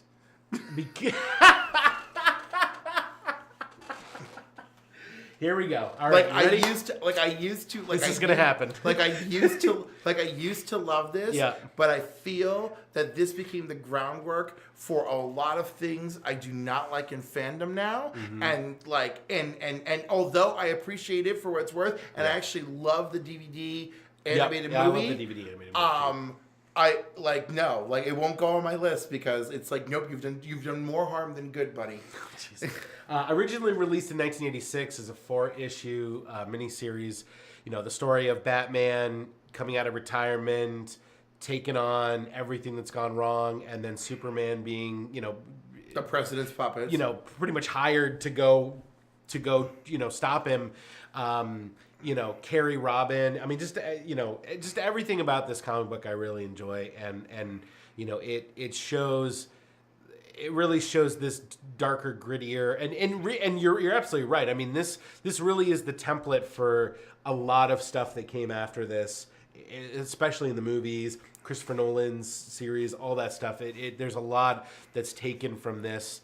And some good, some bad, and I'll definitely agree. But I think, as far as affecting me personally, this really, because Batman and Superman are probably my favorite characters. Superman is my favorite comic book character, in all of history, and you'll see later on in my list. And this story really, resonated with me personally, and I really enjoyed it. So, all right, so you're number 9. You've got me so curious as to resonating with you personally. Oh, I don't know. I just picked a lot of this stuff because for whatever reason, I read it and then I would think about it years later, and it stays in my mind because it's okay. Because the only reason I'm curious is the only reason I dig deeper with people is for me the things that resonate with me. There's it hit my core in a way where I'm like. No, for me, it's just something that stays with me. It's like, but it's really good. It's certainly in my mind. I think about it now in ways I never thought I was going to be thinking about it in my future, which is now my present. But my next choice, my number 9, is Batman: No Man's Land. Again, absolutely epic. Earthquakes have ravaged Gotham City. Bruce Wayne still ravaging Well, no, I mean, no, just no. The fact that it's still acknowledged, but yeah, it's the fact that it's still acknowledged is very impressive. It was actually Luthor using Brainiac 13 technology that restored Gotham. So Luthor is the one who brought Gotham back on the map. Gotham City, Bruce Wayne goes to Washington D.C., goes to the Capitol to fight for support for Gotham City. And they're like, it's too much money. It's too much resources. The United States government is not getting involved. Gotham City is now declared a no man's land. Everyone should get out. And there are those who choose to stay and fight, and those who choose to uprise as crime lords and to loot, and those who rise as all new vigilantes. And it's just such an amazing story. And Batman just cleaning house, and an all new Batgirl appears while Batman goes missing. And who could it be? And you know, eventually it's Cassandra Cain, but the first iteration will surprise you. It's just, I mean, you can see how much is going on here just in this overall. I mean, you see Huntress, you see Oracle, you see the KG Beast, and you see Joker and Harley. I mean, this is insane. It's, and you know, Batman's not. I mean, Batman has a special place in my heart, even though he's not one of my favorite characters. Mm-hmm. But that became because everybody loved him for like no reason. Yeah. Like he became cool, and everyone was like, "No, Batman's the best," and I'm like, so. But yeah. I think it's because of Dark Knight Returns is why everybody was. I know. Batman's the best because he bested Superman. Yeah, and I'm like, yeah, you guys are great. Anyhow, this story's amazing. I mean, he bested Superman for all the wrong reasons. And did you choose some? Did you choose some Phil Jimenez artwork? Coincidentally, I don't know. That's very nice. I just picked the best picture. It's a beautiful. Oh, there you go. Beautiful picture. So my number 9 is another DC story. Is the Tower of Babel, which was 4 issues within the Justice League JLA run. Yep. And so this basically is. It's a great story. Raj Al Ghul has somehow crippled the entire Justice League, has distracted Batman by stealing his parents from their grave and threatening to dump them in the Lazarus pit. And so he systematically... And because he expected Superman to show up and help. What's waiting for Superman? Red kryptonite. Mm-hmm. So Superman is rescuing Bruce's parents' caskets while red kryptonite is turning his skin to glass. Mm-hmm. I had to remind you about that. This is one of my. I love this story too, but again, my brain was on events. But this is an excellent choice. I just love the fact. So and I just love the fact that it's of how the Justice League has been neutralized and how it's Batman's fault. Yep. And I just this was the first. See, I read this before Dark Knight Returns, and this to me showed me why Batman is as popular as he is because he's a badass and because he does things like this for good or bad. I'm not saying that that's the right thing to do because I'm a Superman fan, but like just the fact that he has all these files on them and how to neutralize them, in case of an emergency. I really enjoyed this story. The animated... And he does some horrifying stuff. Oh, yeah. Yeah. One of Scarecrow's fear toxins altered to make Aquaman to be afraid of water so that he would depower and die. A device to mentally put Diana in combat with somebody that she cannot beat, so she would be fighting herself into a heart attack. Super messed up. There is an animated version of this that is called Justice League Doom. Right. Yeah. I always get that confused with the New 52 Justice League, whatever. I forget what it's called. Yeah. So great story. I really enjoyed this one. All right. So your number 8 is dun, dun, dun. Infinite Crisis. Infinite Crisis. Brought us back to Superboy freaking Prime punching walls. That's probably the worst part about it. And Superboy Prime is like the best person to ever hate. But I mean, I loved it. It is truly a crisis, and it really started wrecking house on what the origins of the DC universe were going to be meant to be. And again, repercussions that are still being felt even now as we're in the Rebirth comics. This is an amazing story. Just I don't know. I can't rave about it enough. I loved it. I mean, it was just crazy. I mean, people lived, people died. It was insane.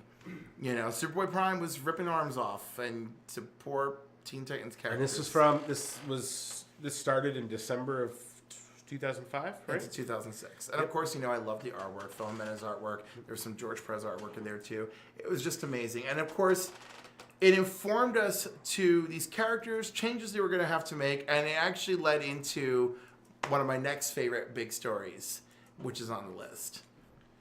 All right. It also gave us Bart Allen as the Flash. I mean, it's just so many weird things that happened.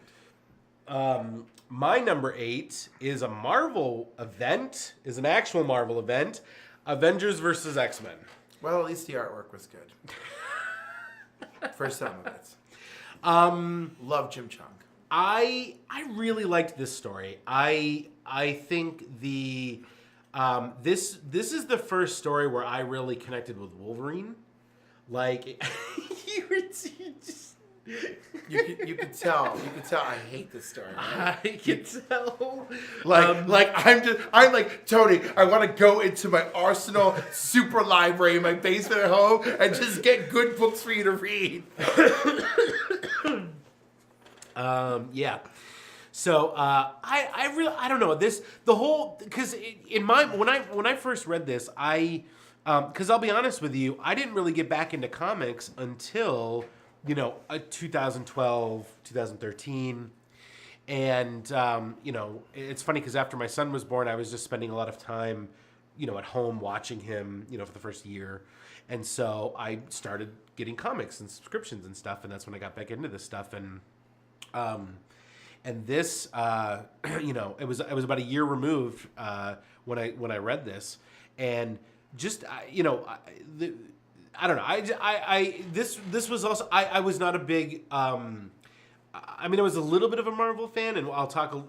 My introduction. I'll tell you what my introduction to Marvel comics was later on, because it's one of my it's on my list.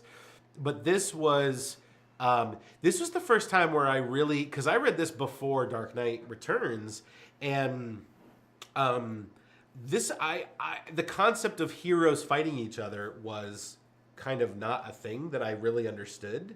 And so this was the first time where I read this where I was like, well, how could the good guys fight each other?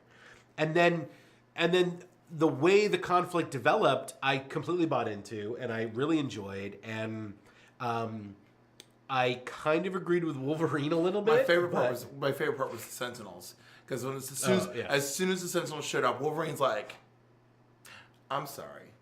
Like, Cyclops, maybe I have been too hard on you. Let's go destroy some Sentinels. And remind everybody why the mutants might not be wrong around this one. But the Phoenix Force, I don't know, everything that happened, I was completely enthralled and just was right in it, and was very surprised and really took the journey along it, and it was really my first time getting I was there when Cliff was hating on it. Yes, you were, Pat. I got to know a lot of the Marvel characters in this book, like a lot, especially the X-Men, because I'm not a huge X-Men fan. So I got to know the characters a little bit in this book. So I really appreciated that. So, all right, your number 7 is 52. 52 weeks. 4 teams of artists and writers putting together a weekly freaking series. Look at that cover price, $250 an issue. I miss those days. Boy, do I miss those days. I miss the $150 issue. Oh my god! I'm just saying, it's so sad that even $250 feels magical right now. This was fantastic. It was insane. It was an amazing story for Booster Gold. There was a good, you know what? People were like, oh, Steel's story was the weakest in there. And maybe it was, but I still freaking loved it. Steel knew what it meant to be wearing that freaking S, and that was great. Mm-hmm. And of course, Superman and Wonder Woman and Batman are not to be around. Superman is powerless in that year. And Connor Kent, Superboy, is dead. And Robin changes his costume to the red, yellow, and black to honor Connor Kent, because he wore the Superboy, the red black Superboy t-shirts. Booster Gold, of course, amazing hero in this story. And then of course a little side event takes place in here called World War III. That was probably one of the weaker moments of it, but it worked out. Amazing Black Adam story. So many good things. Anyhow, worth it. Worth getting the trades. I think it's 4 volumes in softcover. Completely worth it. Completely amazing.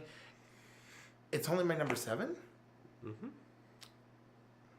Did you cut the list in half on purpose? No, it just did 2 pages. No, it's just one on the next page. Anyhow, I love it so much. It might even be higher than number 7, but it had to make the list because it's like one of my favorite stories, and I love that these team of writers came together and actually made it really work.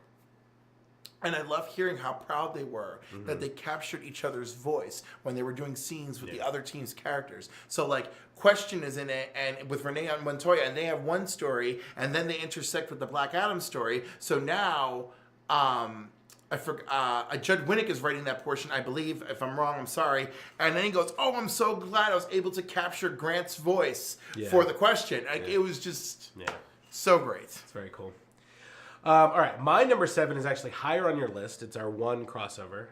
So let's move on to your number 6, which is Secret Wars. The original Secret Wars. When did the original? Sometime in the 80s, right? Oh yeah, very much the 80s.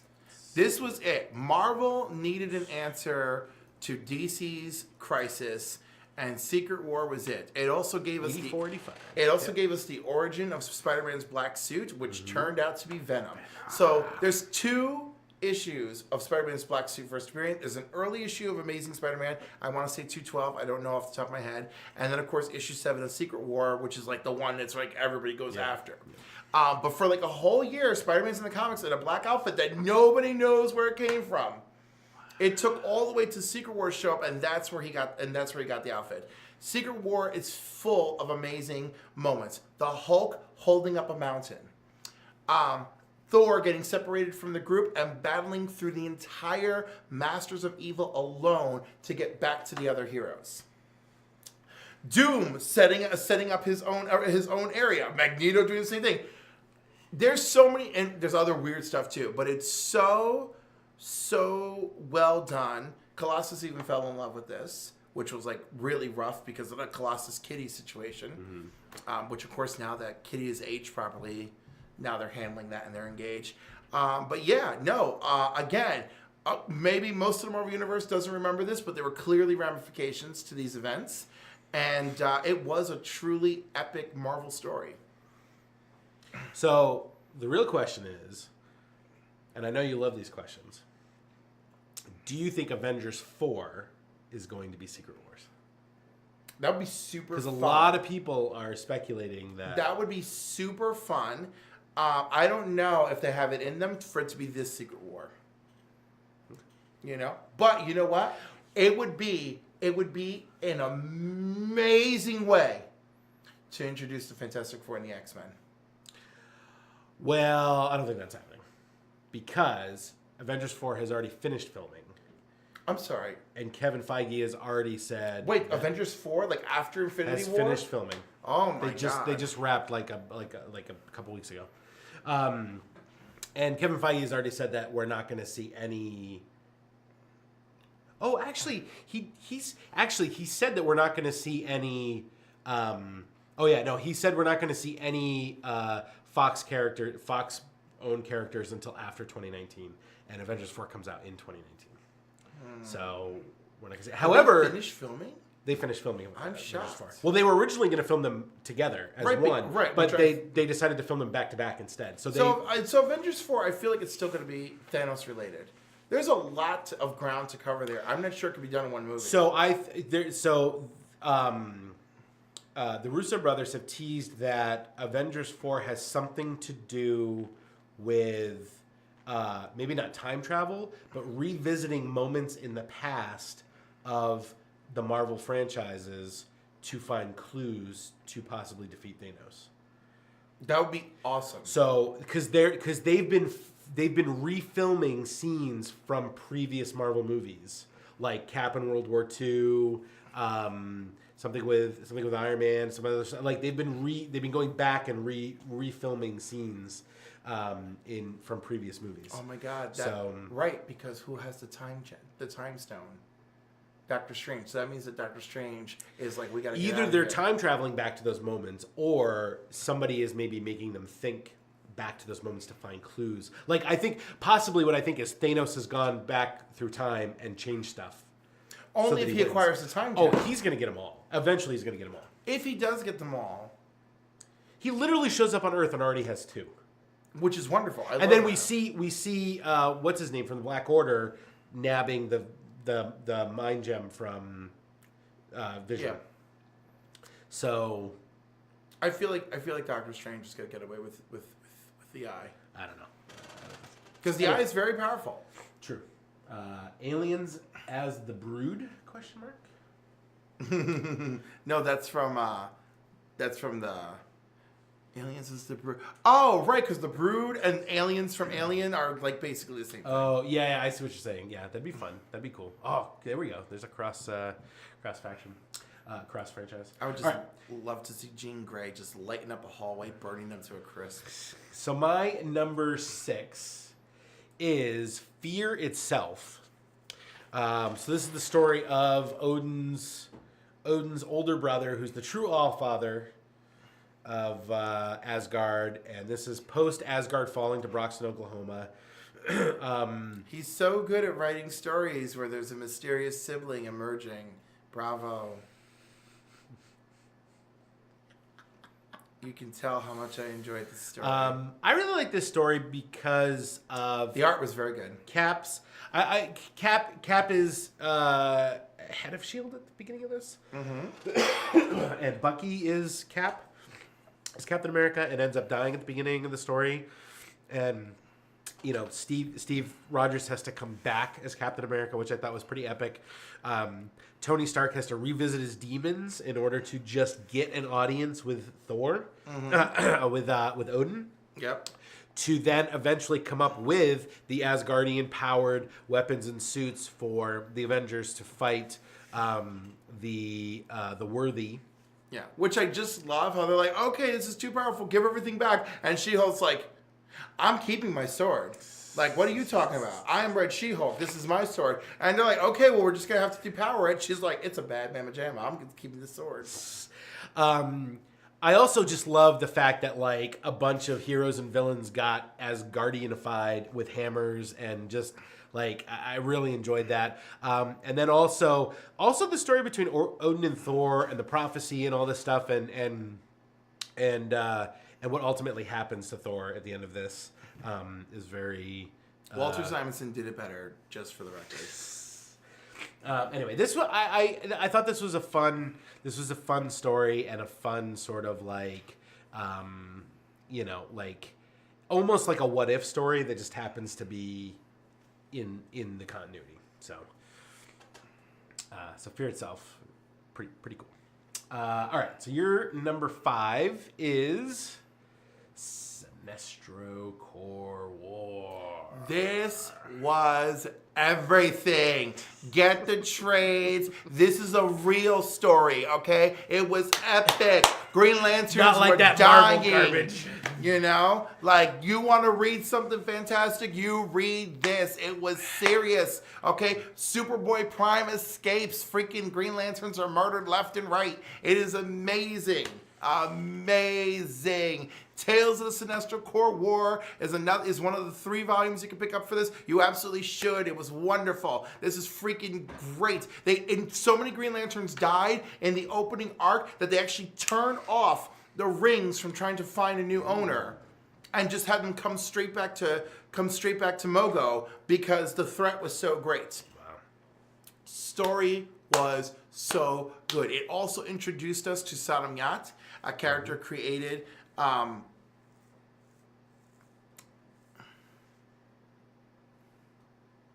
League of Extraordinary Gentlemen, Watchmen. Alan Moore. Thank you. Created by Alan Moore, and who is a very powerful Green Lantern because he is a Daxamite, which, as we know, are basically Kryptonians, except they have a weakness to lead. And what do you think his ring may protect him from? Yeah. Bad Mamma Jamma, and he had to fight Superboy Prime, and Superboy Prime, of course. Boy, it's funny that I keep coming back to Superboy Prime, even though I hate him so much. Yeah. Superboy Prime put Here, freaking... this is my unapproving cliff face. This story is amazing, and he doesn't know what he's missing out. I'm gonna shove them in his hands. He's gonna come back and tell you how he loved them, and the artwork is gorgeous. Mm-hmm. 5-star story, 5-star. He's only doing that because he's mad. It's amazing. All right, my number 5 was my introduction to the Marvel Universe, and that is Ultimates 1, Volume 1. Summer of 2007, I think. I would ride the Staten Island Ferry every day, and I met this guy reading a comic book. That was my second time in my life that I got heavy into comic books. Was around that time when I lived in New York City, because I would ride the subways and public transportation and just want something to do. Do you like my approval face? Yes. We did an exchange. He gave me Ultimates 1, Volume 1 and Volume 2, and I gave him actually, it wasn't IDW at the time. It was some other comic book house that actually went under. But it was Transformers War Within by Simon Furman, which is one of my favorite Transformers comic runs of all time. And we exchanged, and actually, I think I still have Ultimates, and I think he still has my Transformers comics. Ultimates was great. Ultimates is literally the comic that is the blueprint for the movie universe. Slightly. We got the better Cap, in my opinion. Yeah, I'll agree with that. Because we got a classic Cap. And, this Cap is certainly more... Wow. Yeah. Fiery. They literally drew. This is Brian years. Hitch's artwork is gorgeous. This is years before 2008's Iron Man, by the way, and they literally drew Nick Fury to look like Sam Jackson. Yes. And had him talk like Sam Jackson, and then so when Sam Jackson walked out on screen as Nick Fury at the end of Iron Man, I literally stood up in the theater and started screaming because I had just read this the year before. And so I was freaking out. And, so this was my introduction. So what's interesting is that when I went and started reading the 616, Avengers, it was not the same, because these were my Avengers, my first introduction to. Did you read Volume 2? Which was actually good. I think so, but I don't remember it as much as I remember. And Natasha was a spy, unfortunately. So I highly recommend, if you haven't read Ultimates Volume 1, to pick this up, and just you'll love it. It's amazing. You should totally get it. It's really great. All right, so let's move on to your number 4, which was my number 7. Yes. And that is Blackest Night. Yes. Amazing artwork again. Jeff Johns knocked it out of the box again. Listen, if there's one area where that man did not fail me, it's Green Lanterns. Green Lanterns. It was so freaking good. Beautiful shot we got of the new Guardian Corps there. It's just so freaking well done. And of course, well after the events of Sinestro Corps War, where Superboy Prime destroys the Anti-Monitor. So this event, Black Lantern Anti-Monitor emerges. Mm-hmm. It gets serious. This had fantastic crossovers. It had great, mini-series that were like Greg Rucka wrote the 3-issue Wonder Woman tie-in, right? And because she ends up with the emergency Star Sapphire ring, right? And it's so cool because she's a Black Lantern at that point, because the Black Rings went to anyone who had died. Mm-hmm. So we got Black Lantern, Modern Superman. We got Black Lantern, Wonder Woman. Flash grabbed Hal and super speeded him away from those rings until they could figure something out. But just in that one crossover alone, Aphrodite appears to Wonder Woman in her mind, and Wonder Woman's in this horrible struggle in her head where she's trying to work with Donna Troy and with Cassie Sandmark as the Wonder Girls, and they're like, no, no, Diana, you ruined everything, you betrayed us, you left us. She's like, what are you talking about? You're my sisters, what's going on? And Aphrodite appears, and she's like, Diana, you gotta snap out of this. This is an illusion. She's like, and I'm the goddess of love, and I gave that to you. You have to embrace that. And at the time that Aphrodite's in her head telling her this, the ring is on her finger, fighting for control. And then finally she's like, you're right, I must embrace what I am. Boom, and the black ring shatters, and freaking Star Sapphire Wonder Woman comes out, and then like the issue of Green Lantern that month, there's just a very little bit of Wonder Woman, and they're fighting Black Lantern Spectre, right? And Star Sapphire and Wonder Woman are doing stuff, and Wonder Woman's making giant shards, firing them at the Spectre, and Carol Ferris is like, she's really good at this. Like, it was just great. And that's one little moment that I thought was amazing.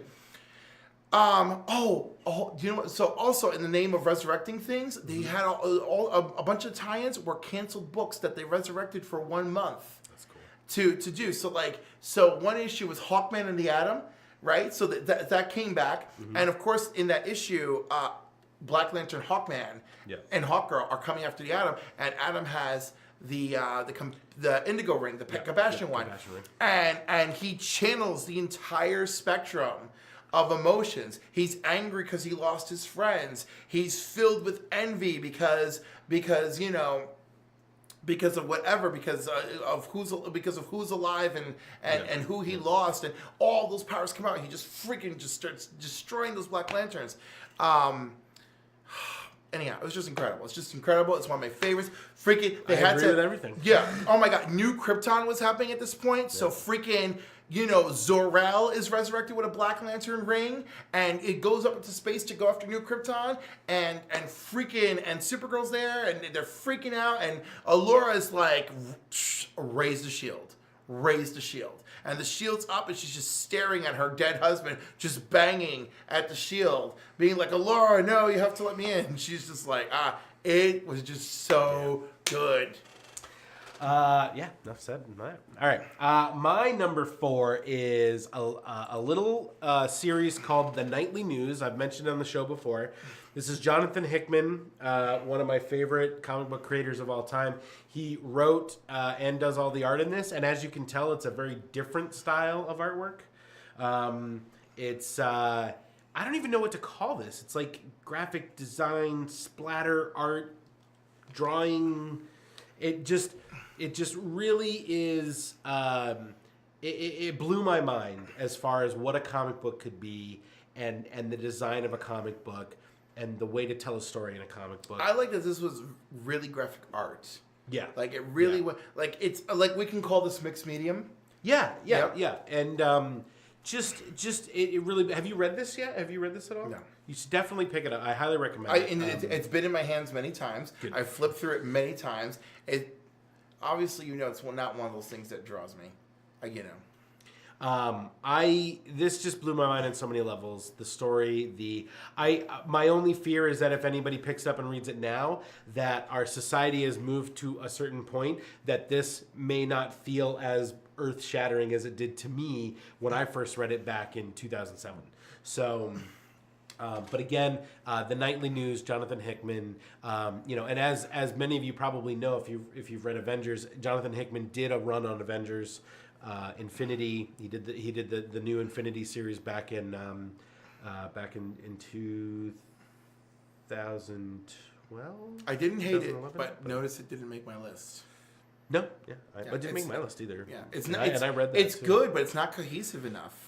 It's the Avengers books I really enjoyed for that, but like it doesn't really feel like an event. No, it doesn't. It feels like a full story. Yeah, like a continuing story. And also and Jonathan Hickman, the way he wrote that, he just it's little clues as you go, and also for a story called Infinity, there was not a whole lot of dealing head on with Thanos. That's true, and that's something that may is that the story arc where he looks for his son? No. Oh. Prodigal? No. Wait, anyway. Is Prodigal? Yeah, I think so. Anyway, so The Nightly News is my number what's 4. Thanos' son? Thane. Thane, that's it. Why was I thinking Prodigal? I don't know. All right, so let's move on to your number 3. Speaking of Thanos, the Infinity Gauntlet. There's an event, people. We're getting Infinity War the movie because of this thing. Yep. This was amazing, and he just killed randomly half of everyone in the random universe, in the Marvel universe, just using the gauntlet, so that to please Mistress Death, and completely unaware of who was hiding in the Soul Gem. great crossovers with Doctor Strange and Silver Surfer, and Came out in 91. came out in 91. 1991? I was young, and this was the book to buy. An awesome artwork from George Perez.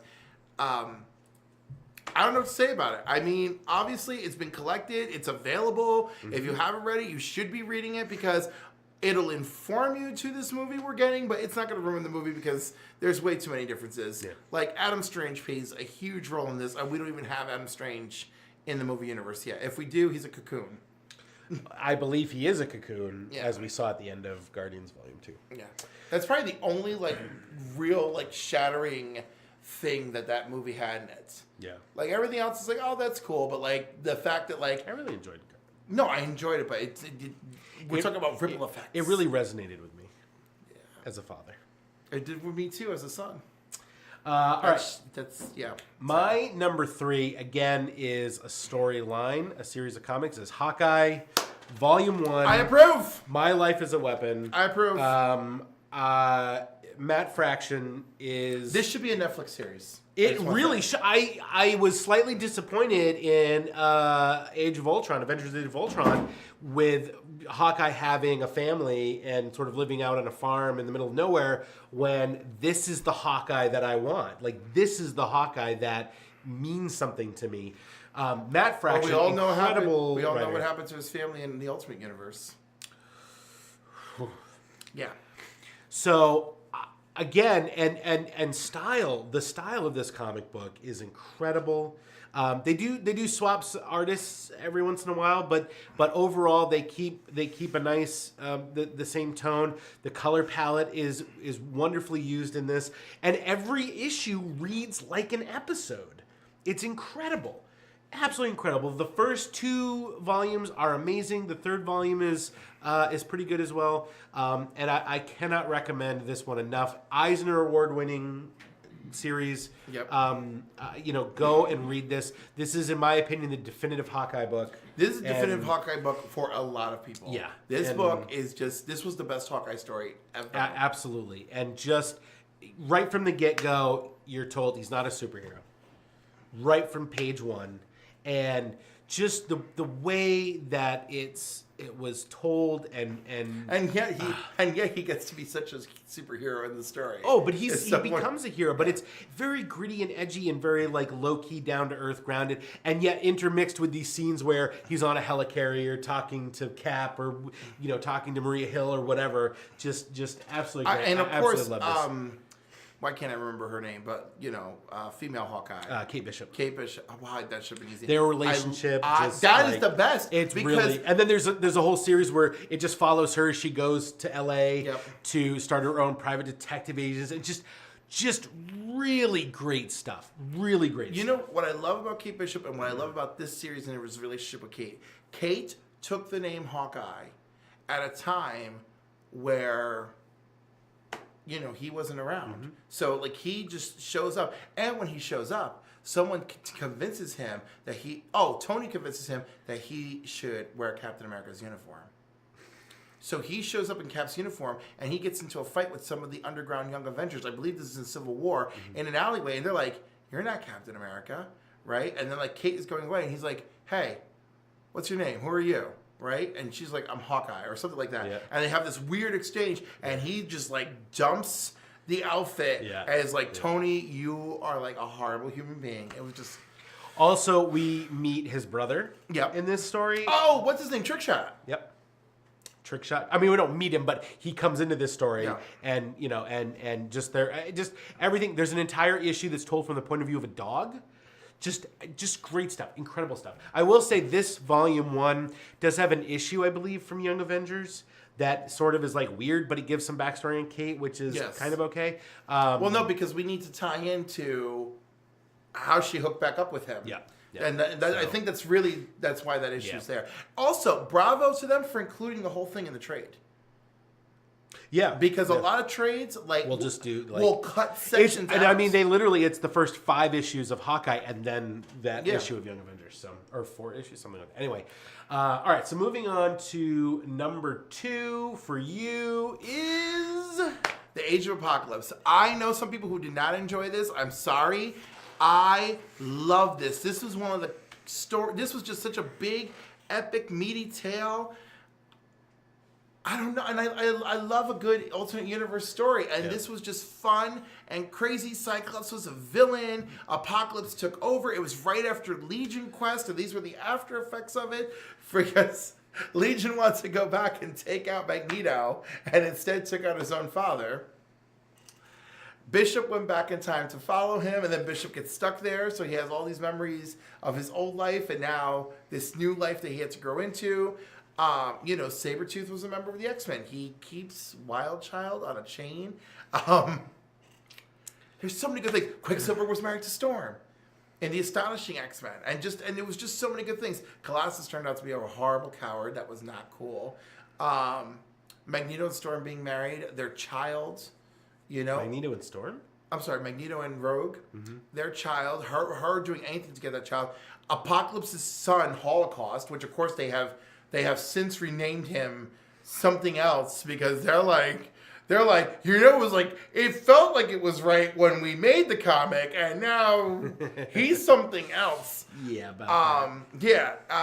it was just so good. It really was. And that Magneto is like, oh my God, my friend was murdered, and like, I feel compelled to carry on his dream. Mm-hmm. But unbeknownst to them, Apocalypse is watching like, ooh, the survival of the fittest has begun. Only it's like 1960 something. So good. So good. I have not read it. I'm not a huge X-Men fan. I didn't like the movie. That's okay. That's where I stand. It's all the more. I'm a cliff face. All the more reason. You BS. All the more reason you should watch. If you didn't like any of that stuff, you should read this just because it is different. Gotcha. All right. My number 2. The Death of Superman. This should have absolutely been on my noteworthy. This was a thing, and in 1993, actually in 1992, a little boy in Ellsworth, Maine, started collecting comics at the age of 12. At the age of 11. I would ride my bike to the comic book store. I would pay $1.50 an issue. I had a reservist box, and I got all 4 Superman comics. And in those days, it was one story told over all 4 issues a month. So it was like every week was a new part of the story. Okay, there was Action Comics, Superman in Action Comics. There was Superman, Man of Steel. Yep. There was it was called Action Comics, Man of Steel, Superman, and then The Adventures of Superman. Yep. And that was the order that they were released. And on in Skip the month. Week, there was a book, and that one was called Superman, Man of Tomorrow. That's true. And I never read that one. You might. There's very few of them. And I started collecting comics, and literally 2 months later, Death of Superman is announced. No, not announced. Oh, it happens. Did you get the Justice League issue? The one where the Justice League issue. They fight Doomsday, and then Doomsday freaking knocks Booster Gold and out into the air. And Superman just catches him, and he's like, "What's going on?" And then I'm like, "Oh no, Superman! Oh no!" Yeah. I don't think I have that issue, but I have the trade. I have the collection, and then I have a couple of issues within single issues of stuff. But so I was like, oh, this sucks. So that's all I'll say about that until I get to my number 1. But you liked it. I have grown to appreciate this story, but when at the I was time, 11, it devastated me. When I was a kid, I was in junior high school flipping out about this. Yeah. But I enjoyed things like Supergirl in Action Comics. There was nice little runoff things for me to enjoy. All right, so your number 1 top 10 comic book event is Crisis on Infinite Earths. Worlds will live, worlds will die. It's everything. And it's so weird because my love affair with comics started at 7 years old, and that's literally the time DC starts rebooting its freaking world. Mm-hmm. So I remember Like, I remember where the issue of the death of Supergirl was, like, still on the stands, you know? And, like, I couldn't afford it because it was a $2.50 book. And it was years later when I would finally get that issue. It tormented me that it was physically in front of me many times in my childhood. And then it was, like, my teenage years where I would finally, like, acquire it and complete it. And also the issue with the death of Barry Allen. But anyhow, the story is insane because it truly is Rich. the death of the really the death of the DC multiverse.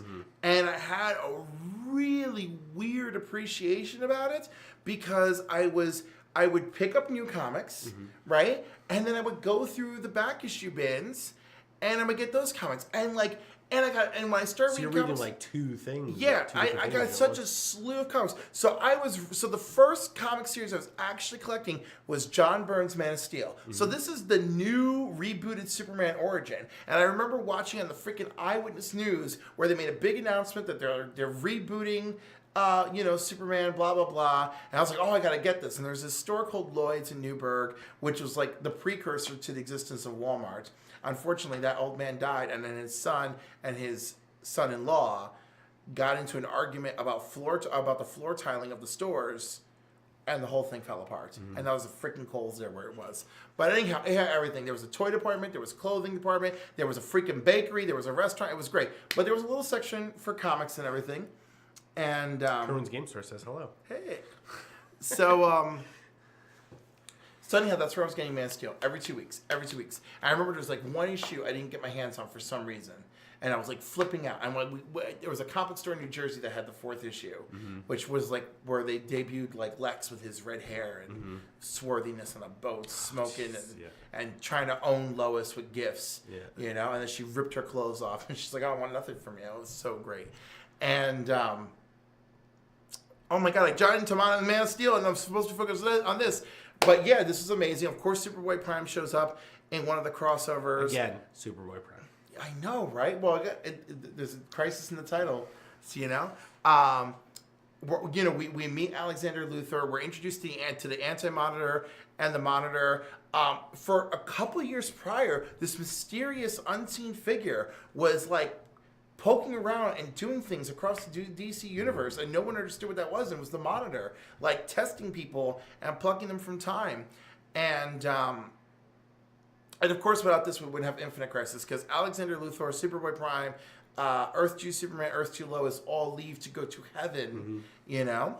And of course, the moments are amazing. Barry giving his life to destroy the antimatter cannon, amazing. Supergirl giving her life to save her cousin and almost defeated the Anti-Monitor. She cracked his exoskeleton and was going to finish him, and then like he released all this dark energy, and that's what killed her.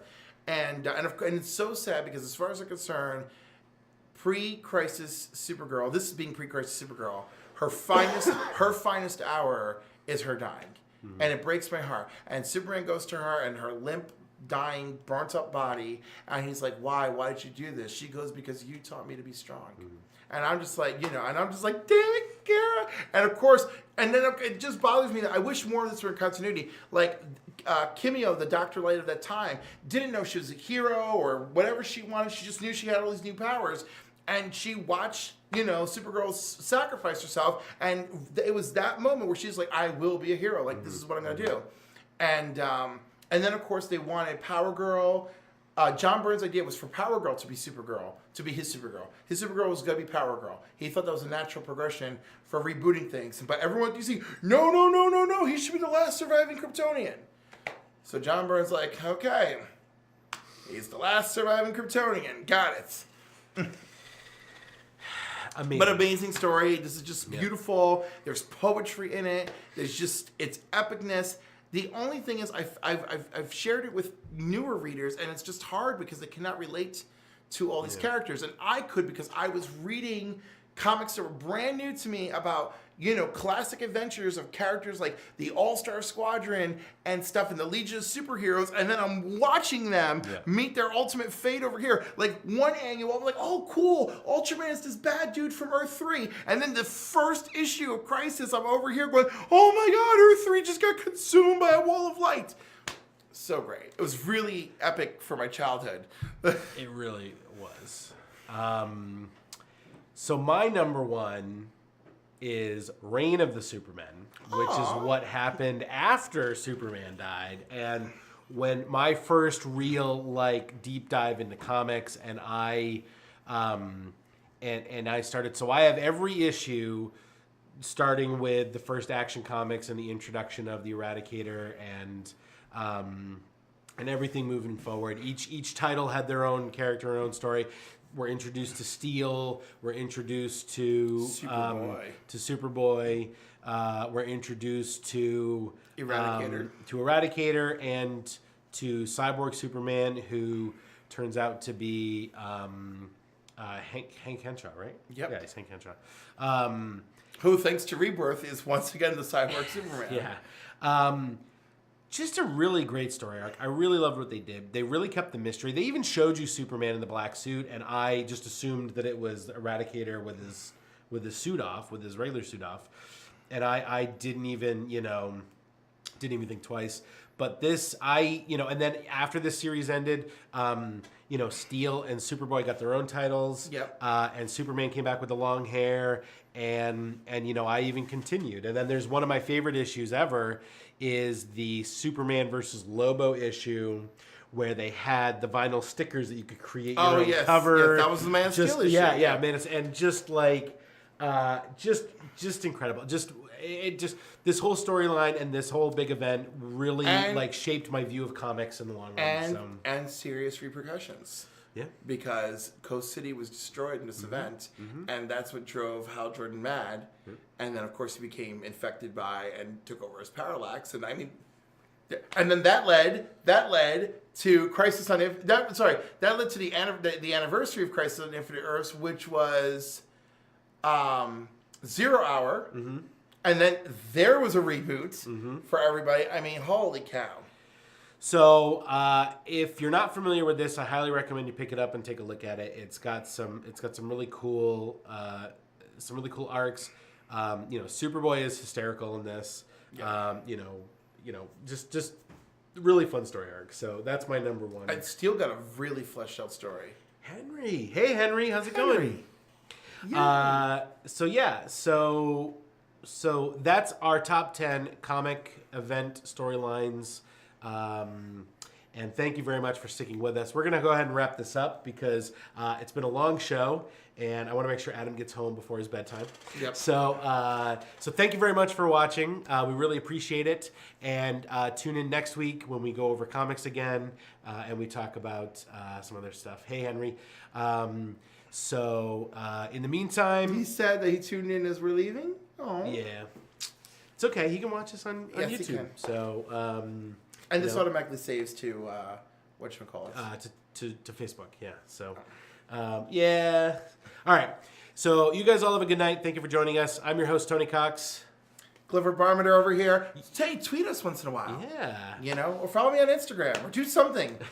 Interact with us, darn it. So you've been watching Read, Watch, Play, and we'll catch you next week.